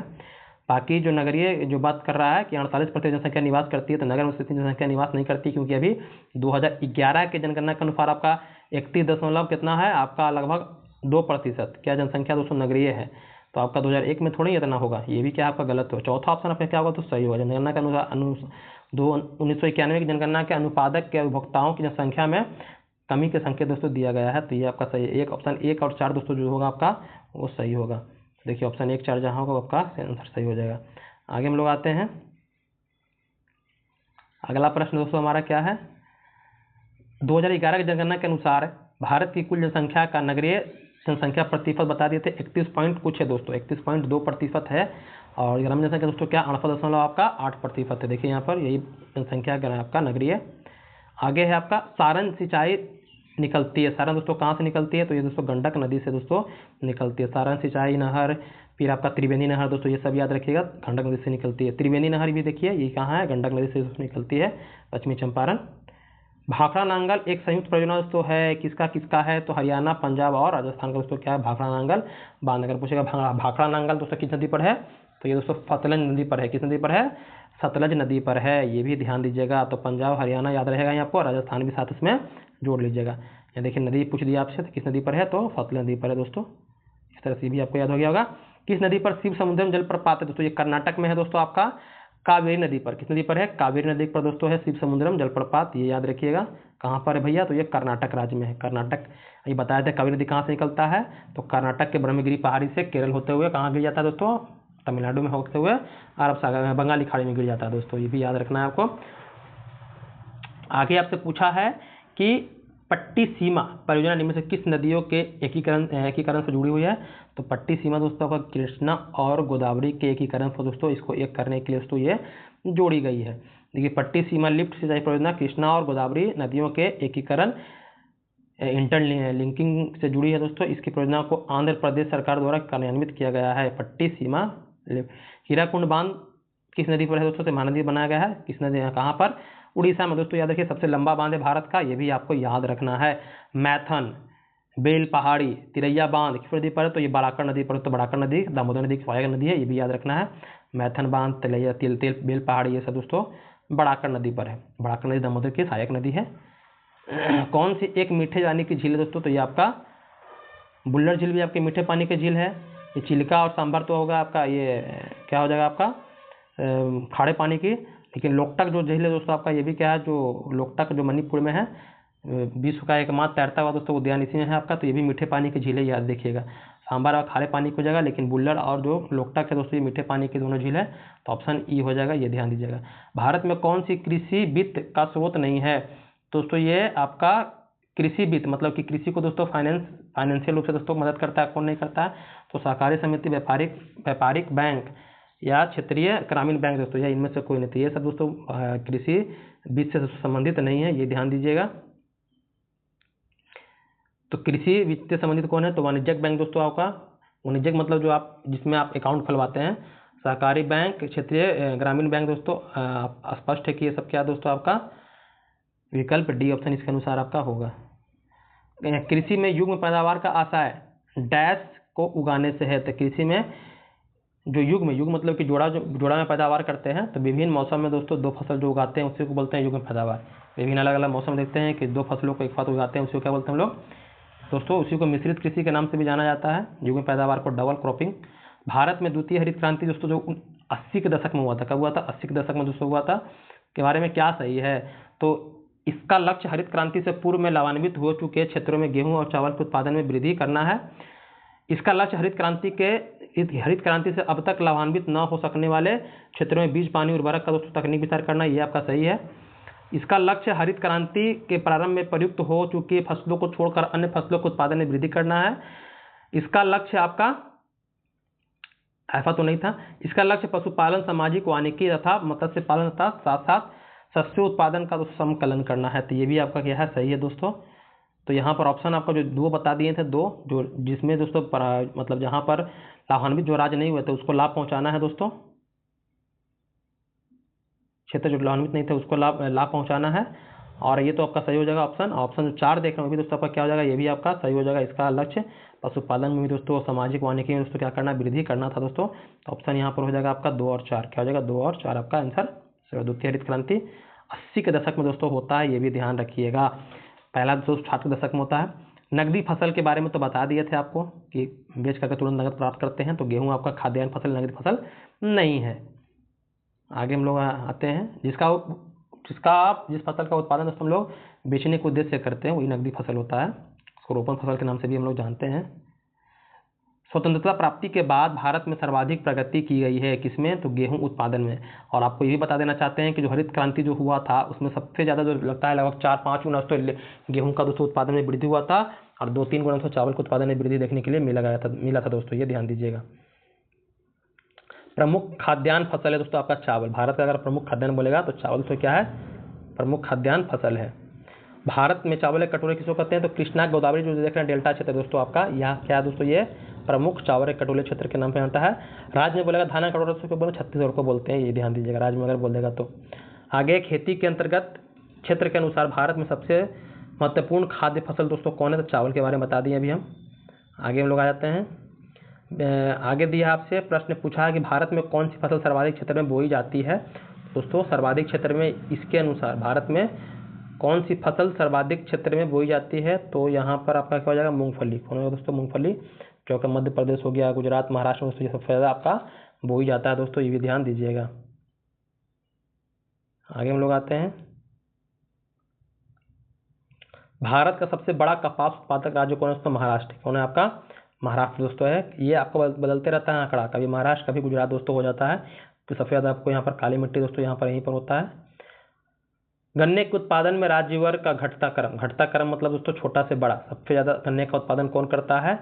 तो अच्छा, घटता क्रम मतलब बड़ा से छोटा, सबसे ज़्यादा कौन करता है? उत्तर प्रदेश। उत्तर प्रदेश के बाद कौन करता है? महाराष्ट्र, फिर आपका तमिलनाडु, कर्नाटक, उसके बाद हमारा बिहार आता है दोस्तों। पहले जो था, पहले बिहार था, उत्तर प्रदेश बिहार का स्थान था, लेकिन अभी उत्तर प्रदेश आपका, महाराष्ट्र, कर्नाटक, तमिलनाडु, कर्नाटक दोस्तों, उसके बाद हमारा बिहार का स्थान आता है।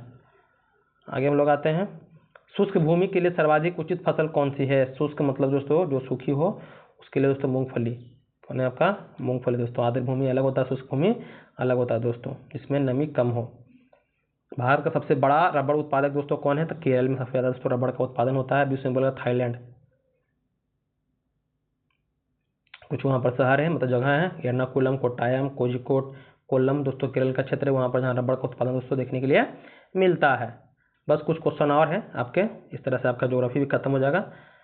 भारत में कौन सा राज्य रबड़ के उत्पादन में अग्रणी है? तो हम लोग देख चुके हैं, कौन? केरल। कौन है दोस्तों? केरल। भारत में सर्वश्रेष्ठ उत्पादक एवं उपभोक्ता कौन है? सबसे ज़्यादा दोस्तों उत्पादन भी करता है और सबसे ज़्यादा किसका करता है? उपभोग भी करता है भारत। कौन है? तो चावल है, तिलहन है, चाय है और दाल है। तो सबसे ज़्यादा उत्पादन तो चाय तो करता नहीं है, सबसे ज़्यादा तो दाल करता है। हमारे भारत में सबसे ज़्यादा दाल का उत्पादन हमारे भारत में ही होता है। तो यहाँ पर क्या दिया है देखिए, आंकड़ा बदलते रहता है, इसीलिए कि प्रश्नकाल में भारत विश्व में चाय तथा दाल का सबसे बड़ा उत्पादक एवं उपभोक्ता देश था। 2020 का जो FAO का दोस्तों रिपोर्ट आया था, उसमें भारत विश्व में चाय उत्पादन में दूसरा हो गया, चीन पहला हो गया। बड़ा उत्पादक और सबसे बड़ा उपभोक्ता के बारे में उपभोक्ता वही है। दूसरी तरफ भारत दाल के उत्पादन में एवं उपभोग में प्रश्न काल से वर्तमान तक अग्रणी स्थान बना हुआ है, अतः वर्तमान संदर्भ में इस प्रश्न का उत्तर दाल होगा, मतलब इसलिए बता दिए। कहने का मतलब कि सबसे ज़्यादा उत्पादन भारत प्रथम स्थान पे है। तो पहले चाय में था, लेकिन दोस्तों अब चीन हो गया है। और लेकिन दाल में दोस्तों क्या है? भारत का दोस्तों सबसे प्रमुख उत्पादक मतलब पहला स्थान है पूरे विश्व में दाल उत्पादन में। और सबसे ज़्यादा दाल बोलेगा कहाँ होता है? तो मध्य प्रदेश में दोस्तों सबसे ज़्यादा दाल होता है, ये भी ध्यान दीजिएगा। और उपभोक्ता भी दोस्तों हमारे भारत में सबसे ज़्यादा है दाल का, ये भी ध्यान देने वाली। उपभोक्ता मतलब उपयोग करने वाला। किस पहाड़ी में चाय बागान नहीं है? तो आपका दार्जिलिंग में तो है, उसके बाद नीलगिरी में दोस्तों आपका जो देख रहे हैं वहाँ भी चाय होता है दोस्तों। कानन देवन में भी दोस्तों आपको चाय उत्पादन होता है, लेकिन गिरनार जो गुजरात में दोस्तों, यहाँ पर चाय का उत्पादन दोस्तों नहीं होता है, ये भी ध्यान दीजिएगा। आगे हम लोग आते हैं।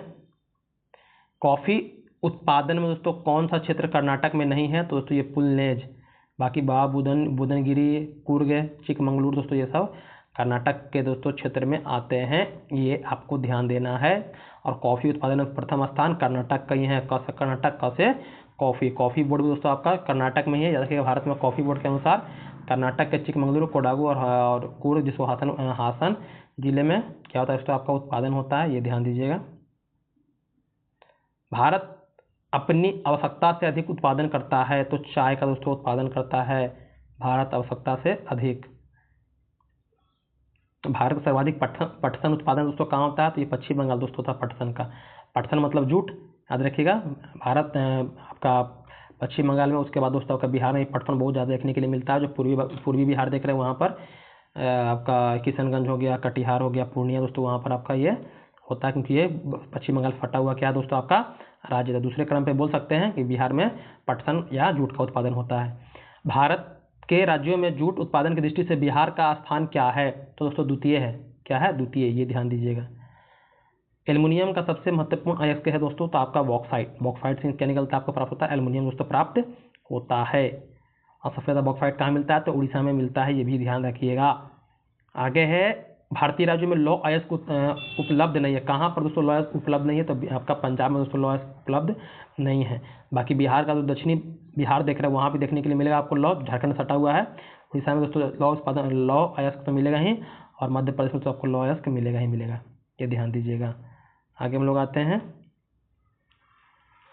भारत के किस राज्य में चांदी उपलब्ध होती है? चांदी दोस्तों आपका, चांदी जो देख रहे हैं खेतड़ी दोस्तों, वहाँ पर भी मिलता है आपका, जो जहाँ तांबा मिलता है राजस्थान में, तो वहाँ भी चांदी का भी उत्पादन दोस्तों होता है, लेकिन राजस्थान तो दिया नहीं है, तो इसके हिसाब से दोस्तों आपका इनमें से कोई ऑप्शन नहीं दिया। इसीलिए देखिए यहाँ लिखा है इंडियन मिनरल्स ईयरबुक 2020 के अनुसार भारत में चांदी के प्रमुख उत्पादक राज्य कौन है? तो आपका राज्य राजस्थान प्रथम स्थान पे और कर्नाटक दूसरा स्थान पे, जहाँ पर सोना भी होता है, याद रखिएगा।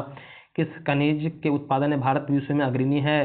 तो अग्रणी कौन है दोस्तों? अभ्रक उत्पादन में, तो यहाँ अभ्रक तो दिया नहीं है, अभ्रक तो दिया नहीं है। क्या क्या दिया है आपको? चादरी अभ्रक दिया है, तांबा दिया है, जिप्सम दिया, मतलब इसमें से एक से अधिक, मतलब ये आपका अभ्रक भी हो जाएगा। और जिप्सम में दोस्तों क्या होगा? भारत प्रथम स्थान पे है। अभ्रक का सबसे बड़ा उत्पादक ब्राजील, तांबा का सबसे बड़ा उत्पादक चिली, जिप्सम का सबसे बड़ा उत्पादक दोस्तों आपका संयुक्त राज्य अमेरिका है, और लॉय का सबसे बड़ा उत्पादक दोस्तों ऑस्ट्रेलिया है। तो ये 2019 का आंकड़ा दिया है, कब का दिया है? 2019 का आंकड़ा दिया, लेकिन ये प्रश्न दोस्तों 2018 में बना है, तो इस हिसाब से दिया आपका ऑप्शन इनमें से कोई नहीं दिया है, ये ध्यान दीजिएगा। भारत में सबसे सर्वाधिक अभ्रक उत्पादन दोस्तों कहाँ होता है? झारखंड में दोस्तों होता है अभ्रक। कोडरमा का नाम सुनोगे, अभ्रक उत्पादन के लिए दोस्तों फेमस है कोडरमा, ये ध्यान दीजिएगा। आगे हम लोग आते हैं कि भारत में खनिज उत्पादन में समृद्ध राज्य पहचानिए, मतलब सबसे ज़्यादा दोस्तों उत्पादन कहाँ होता है खनिजों का दोस्तों? तो उस समय देखिए अविभाजित बिहार का है, जब झारखंड दोस्तों बिहार से अलग नहीं हुआ था, जब बिहार का ही हिस्सा था, तो इससे हिसाब से क्या होगा? बिहार आपका दोस्तों हो जाएगा, क्योंकि बिहार झारखंड दोनों शामिल है, तो सबसे ज़्यादा दोस्तों खनिज उत्पादन कहाँ था उस समय? बिहार में दोस्तों होता था। अभी भले ही ना हो, लेकिन उस समय जब अलग साथ था तो दोस्तों बिहार में होता था। कोयला उत्पादन में राज्य भर घटता क्रम, तो सबसे ज़्यादा कोयला दोस्तों उत्पादन कहाँ होता है? बिहार, क्योंकि झारखंड हमारे बिहार में ही है, तो बिहार में सबसे ज़्यादा, फिर मध्य प्रदेश, पश्चिम बंगाल दोस्तों। तो ऑप्शन क्या हो जाएगा आपका? ऑप्शन 1 हो जाएगा। ये अविभाजित बिहार के समय है, क्योंकि 1999 का दोस्तों ये प्रश्न है। कोरबा के बारे में सुने होंगे, कोरबा दोस्तों कहाँ है? तो ये आपका छत्तीसगढ़ में है, जो दोस्तों लॉ अयस्क के लिए प्रसिद्ध है। किसके लिए? लॉ अयस्क के लिए, साथ साथ कोयला भी दोस्तों यहाँ भी आपको देखने के लिए मिलता है। आगे है पश्चिमी सिंहभूम। पश्चिमी सिंहभूम दोस्तों आपको यहाँ पर कोयला के लिए लॉ अयस्क के खनन के दोस्तों प्रसिद्ध है, ये भी ध्यान देना है। किस खनिज से रेडियम प्राप्त होता है? तो रेडियम दोस्तों आपको पता है, पिंच ब्लेड, मैडम क्यूरी। आगे आते हैं हम लोग, प्रतीक किसका? आरए होता है रेडियम का। अगला प्रश्न हमारा है कि भारत में पहला पनबिजली, जो सब शिव समुद्रम देख रहे हैं कावेरी नदी पर बना हुआ दोस्तों, यहीं पर दोस्तों पहला पनबिजली शक्ति प्रारंभ किया गया था, हाइड्रो पावर स्टेशन स्थापित किया गया था 1897 से 98 में। इसमें पश्चिम बंगाल के दार्जिलिंग के निकट, रुकिए एक मिनट, यहाँ पर क्या पूछा है कि भारत में प्रथम जल विद्युत संयंत्र की स्थापना 1897 से 1980 पश्चिम बंगाल के दार्जिलिंग के निकट सिद्रबाग में हुई थी। भारत में दूसरा पनबिजली दोस्तों आपका कर्नाटक के मांड्या जिले में शिव समुद्र में 1902 में हुआ था। इस संयंत्र के निर्माण में कोलार स्वर्ण खदान में विद्युत की आपूर्ति के उद्देश्य से किया गया था। मैसूर महल या बेंगलुरु शहर विद्युत प्राप्त करने वाले देश का पहली इमारत एवं नगर थी। अब यहाँ पर देखिए, यहाँ पर दार्जिलिंग दिया नहीं था, इसीलिए आपका जो पहला जो दे दिया आपका कौन दिया? शिव समुद्रम दिया दोस्तों, कर्नाटक में जो बना था, क्योंकि ये 1902 में बना था, याद रखिएगा। अगर ऑप्शन देता आपको कौन, वो दार्जिलिंग दोस्तों हो जाता आपका आंसर, यहाँ दिया नहीं था इसलिए नहीं हुआ। आगे है कि भारत में ऊर्जा उत्पादन एवं उपभोग के संबंध में निम्नलिखित तत्व में से कौन सही नहीं है? तो गत दशक में भारत में ऊर्जा उत्पादन ह्रासमान प्रवृत्ति से लक्षित हुई है। विश्व में प्रति व्यक्ति ऊर्जा उपभोग भारत में न्यूनतम है, बिल्कुल सही, ये भी आपका सही है। भारत में उत्पादित कुल व्यावसायिक ऊर्जा में गैर पारंपरिक ऊर्जा स्रोतों का योगदान 1% कम है, कि ये दोस्तों गलत है। ये क्या है? पारंपरिक मतलब दोस्तों जो हम लंबे समय से इस्तेमाल करते आ रहे हैं दोस्तों, ये 1% क्या है? 1% से कम नहीं है दोस्तों, यहाँ से हम लोग ज़्यादा इस्तेमाल कर रहे हैं, ये ध्यान देने वाली आपके लिए बात है दोस्तों। देखिए दिया है लगभग 9% क्या दोस्तों योगदान है। भारत में कतिपय लौह इस्पात संयंत्र पश्चिमी तट से होकर आयोजित किए गए हैं। इस उद्योग की ऐसी अवस्थिति का प्रमुख कारण क्या है? पश्चिमी घाट में आपको ज़्यादा देखने के लिए मिल रहा है क्या लॉ अयस्क, क्यों ऐसा है? तो कारण क्या है? तो यहाँ पर कारण बता रहा है कि पश्चिमी तटीय क्षेत्र में अधिकाधिक नवीकरणीय ऊर्जा जनन है। गोवा मध्य प्रदेश से कुछ भागों में उत्तम श्रेणी के लौह अयस्क निक्षेप का मिलना तथा इस क्षेत्र में इस्पात के निर्यात की तुलनात्मक सुविधा। तो ये क्या हो दोस्तों आपका सही है, यहाँ पर अच्छा क्वालिटी का दोस्तों लोहा मिला है, और यहाँ पे वस्तुओं को निर्यात करना दोस्तों क्या होता है? आसान होता है। आगे हम लोग आते हैं, अगला हमारा प्रश्न है, भारत में कुल राष्ट्रीय राजमार्ग और उनकी कुल लंबाई तकरीबन है दोस्तों, ये आपका 1992-93 का दोस्तों, उस समय के हिसाब से आपका ये 64 और 40,000 किलोमीटर। लेकिन अभी की हम बात कर लें, अभी वर्तमान में बात कर ले, तो वर्तमान का भी दोस्तों आपको 21 का दिया है, 21-22 का। तो इस समय दोस्तों कुल आपका कितना 1,40,995 किलोमीटर दोस्तों राष्ट्रीय राजमार्ग दोस्तों क्या है आपका, ये आपकी लंबाई है, ये ध्यान देने वाली बात है। और लगभग आपका 599 दोस्तों क्या है आपका राष्ट्रीय राजमार्ग की संख्या है। भारत में पहला रेल मार्ग आपको पता है 1853 डलहौजी काल में चला था, मुंबई से थाने 34 किलोमीटर, ये ध्यान देने वाली आपके लिए बात है, 16 अप्रैल को। आगे है बड़ी लाइन। अब रेल पट्टियाँ दोस्तों इसके अलग अलग प्रकार होते हैं, तो जो बड़ी लाइन होती है 5.5 फीट की, कितनी होती है 5.5 फीट की दोस्तों उसकी लंबाई होती है, याद रखिएगा। तो यहाँ देखिए दिया है आपको, मीटर गेज होता है, चौड़ी या बड़ी लाइन बोलते हैं उसको, मीटर गेज जो 1 मीटर का होता है, बड़ी लाइन दोस्तों जो क्या होता है, चौड़ी लाइन जो 1 मीटर लगभग 1.5 मीटर का होता है, 1676 मीटर का होता है, 1676 सेंटीमीटर बोलिए आपका। उसके बाद नहीं 1676 सेंटीमीटर मत बोलिए, 1676 मिलीमीटर बोलिए, क्योंकि 1.676 मीटर है ना। छोटी लाइन बोलेगा तो आपको 566 है मिलीमीटर का दोस्तों लगभग है, या इसी को 610 मिलीमीटर दोस्तों बोलते हैं, या ये भी हो सकता है, ये भी दोनों हो सकता है। तो 3 प्रकार के हमारे भारत में लाइनें पाई जाती है। मरमा गाँव दोस्तों गोवा में, कहाँ है ये पतन, गोवा में बंदरगाह दोस्तों है मरमा गाँव, ये ध्यान दीजिएगा। आगे हम लोग आते हैं, भारत का 13वां प्रधान बंदरगाह किस राज्य में दोस्तों अवस्थित है, केरल, गोवा। तो हाल फिलहाल में दोस्तों आपका मतलब हाल फिलहाल में ही बोलिए, बम्बई जो देख रहे हैं आप महाराष्ट्र, वहाँ पर दोस्तों बनाया गया था एक जो मुंबई बंदरगाह है, वो उसको उसके अवधि को कम करने के लिए, उसका जो भार था उसको भार को उसको कम करने के लिए महाराष्ट्र में उसको आपका एक बनाया गया है बंदरगाह, इसको भी ध्यान दीजिएगा। आगे देखिए दिया है कि 13 बंदरगाह महाराष्ट्र राज्य में स्थापित है, जाने का निर्णय केंद्रीय मंत्रिमंडल ने 5 फरवरी 1920 को लिया है। यह बंदरगाह महाराष्ट्र में दाहुनु के निकट वादावन में स्थापित किया जाएगा। इस परियोजना का अनुमानित लागत दिया है आपको यहाँ पर 65,554.54 करोड़ रुपया दोस्तों। सुल्तानपुर बर्ड सेंचुरी दोस्तों आपका कहाँ है, तो ये आपका हरियाणा में दोस्तों, हरियाणा में कहाँ, तो गुड़गांव हरियाणा में नाम सुनेंगे, वहाँ पर आपको ये है दोस्तों। अंटार्कटिका भारत के तृतीय शोध दोस्तों केंद्र का नाम है अंटार्कटिका में। हाँ अंटार्कटिका में दोस्तों बता दिए कि वो मनुष्य के रहने के लिए नहीं है, लेकिन क्या है तो वैज्ञानिकों के लिए दोस्तों ये नाम जाना था, मतलब वैज्ञानिक वहाँ अपना शोध करते हैं। तो भारत में तृतीय जो स्थापित हुआ है अंटार्कटिका में जो शोध केंद्र, उसका नाम क्या है दोस्तों, भारती। ये मैत्री देख रहे हैं, मैत्री वो दोस्तों पहला था, ये ध्यान दीजिएगा, मतलब कि वो संस्थान का नाम है, मतलब वहाँ पर जहाँ पर हमारे वैज्ञानिक लोग वहाँ पर अपना काम करते हैं दोस्तों। तो दक्षिणी गंगोत्री अंटार्कटिका में पहला था, उसके बाद मैत्री हो गया, तीसरा आपका हो गया भारतीय। तो दक्षिणी गंगोत्री मतलब गंगोत्री, मैत्री और आपका भारतीय दोस्तों याद रखिएगा। किस क्षेत्र में प्रवाल भित्ति नहीं पाई जाती है, तो कहाँ नहीं मिलेगा, कैम्बे की खाड़ी में तो प्रवाल भित्ति आपको देखने के लिए नहीं मिलेगा, बाकी मन्नार की खाड़ी में आपको मिलेगा, कच्ची खाड़ी में मिलेगा, और लक्षद्वीप मिनी खाड़ी दोस्तों आपको पता ही है यहाँ पर मिलेगा। लेकिन यहाँ पर ये कैम्बे की खाड़ी में दोस्तों आपको प्रवाल भित्ति देखने के लिए नहीं मिलता है, ये ध्यान रखना है। तो इस तरफ दोस्तों हम लोग आज क्या किए, बायो आपका इंडियन ज्योग्राफी का कवर कर लिए 165। इसके बाद दोस्तों हम लोग कवर करेंगे अगला जो सब्जेक्ट होगा दोस्तों उसको बता देंगे। हम कोशिश करेंगे कि आपको साइंस का शुरू करें, क्योंकि साइंस में दोस्तों आपका तेजी से खत्म कर देंगे। हिस्ट्री का जो उसका लास्ट में बताएंगे, क्योंकि आपके लिए दोस्तों वो बहुत ही जरूरी होता है। तो धीरे धीरे आपका पूरा दोस्तों खत्म कर देंगे। और दोस्तों करंट अफेयर का भी हम लाने का शुरू कर रहे हैं, ऐसा दोस्तों कि आपका साथ साथ मतलब आपका भारत का मतलब कि इंडियन, इंटरनेशनल और साथ में दोस्तों बिहार का वीक वाइज मतलब कि 7 दिन 8 दिन का दोस्तों करंट अफेयर आपका जनवरी से हम पढ़ाने के लिए सोच रहे हैं। मतलब जनवरी से शुरू करेंगे 1 जनवरी से, और दोस्तों जब तक एग्जाम होगा आपका उस समय तक का दोस्तों आपको करंट अफेयर पढ़ाएंगे दोस्तों। और बाकी तो इंपॉर्टेंट जो टॉपिक होगा करंट अफेयर का उसको बताएंगे ही। बाकी हमारा ये जो आपका PYQ सीरीज चला दोस्तों उसको हम कंप्लीट करेंगे जल्द से जल्द, ताकि दोस्तों आपको रिवीजन करने का भी टाइम मिले। PDF दोस्तों आपको चाहिए तो हमारे टेलीग्राम चैनल पर जुड़ जाइएगा, उसका हम लिंक आपको डिस्क्रिप्शन बॉक्स में दे देंगे। और क्यूज आपको देना अगर होगा दोस्तों, जैसे आपके बिहार सरकार के अंतर्गत बिहार पुलिस का, बिहार दरोगा का, बिहार SSC का दोस्तों एग्जाम है, PSC का PT पे दोस्तों, तो वहाँ से उसको आपका फायदा होगा दोस्तों। बाकी तैयारी दोस्तों मन से कीजिएगा, अच्छे से कीजिएगा। धन्यवाद दोस्तों।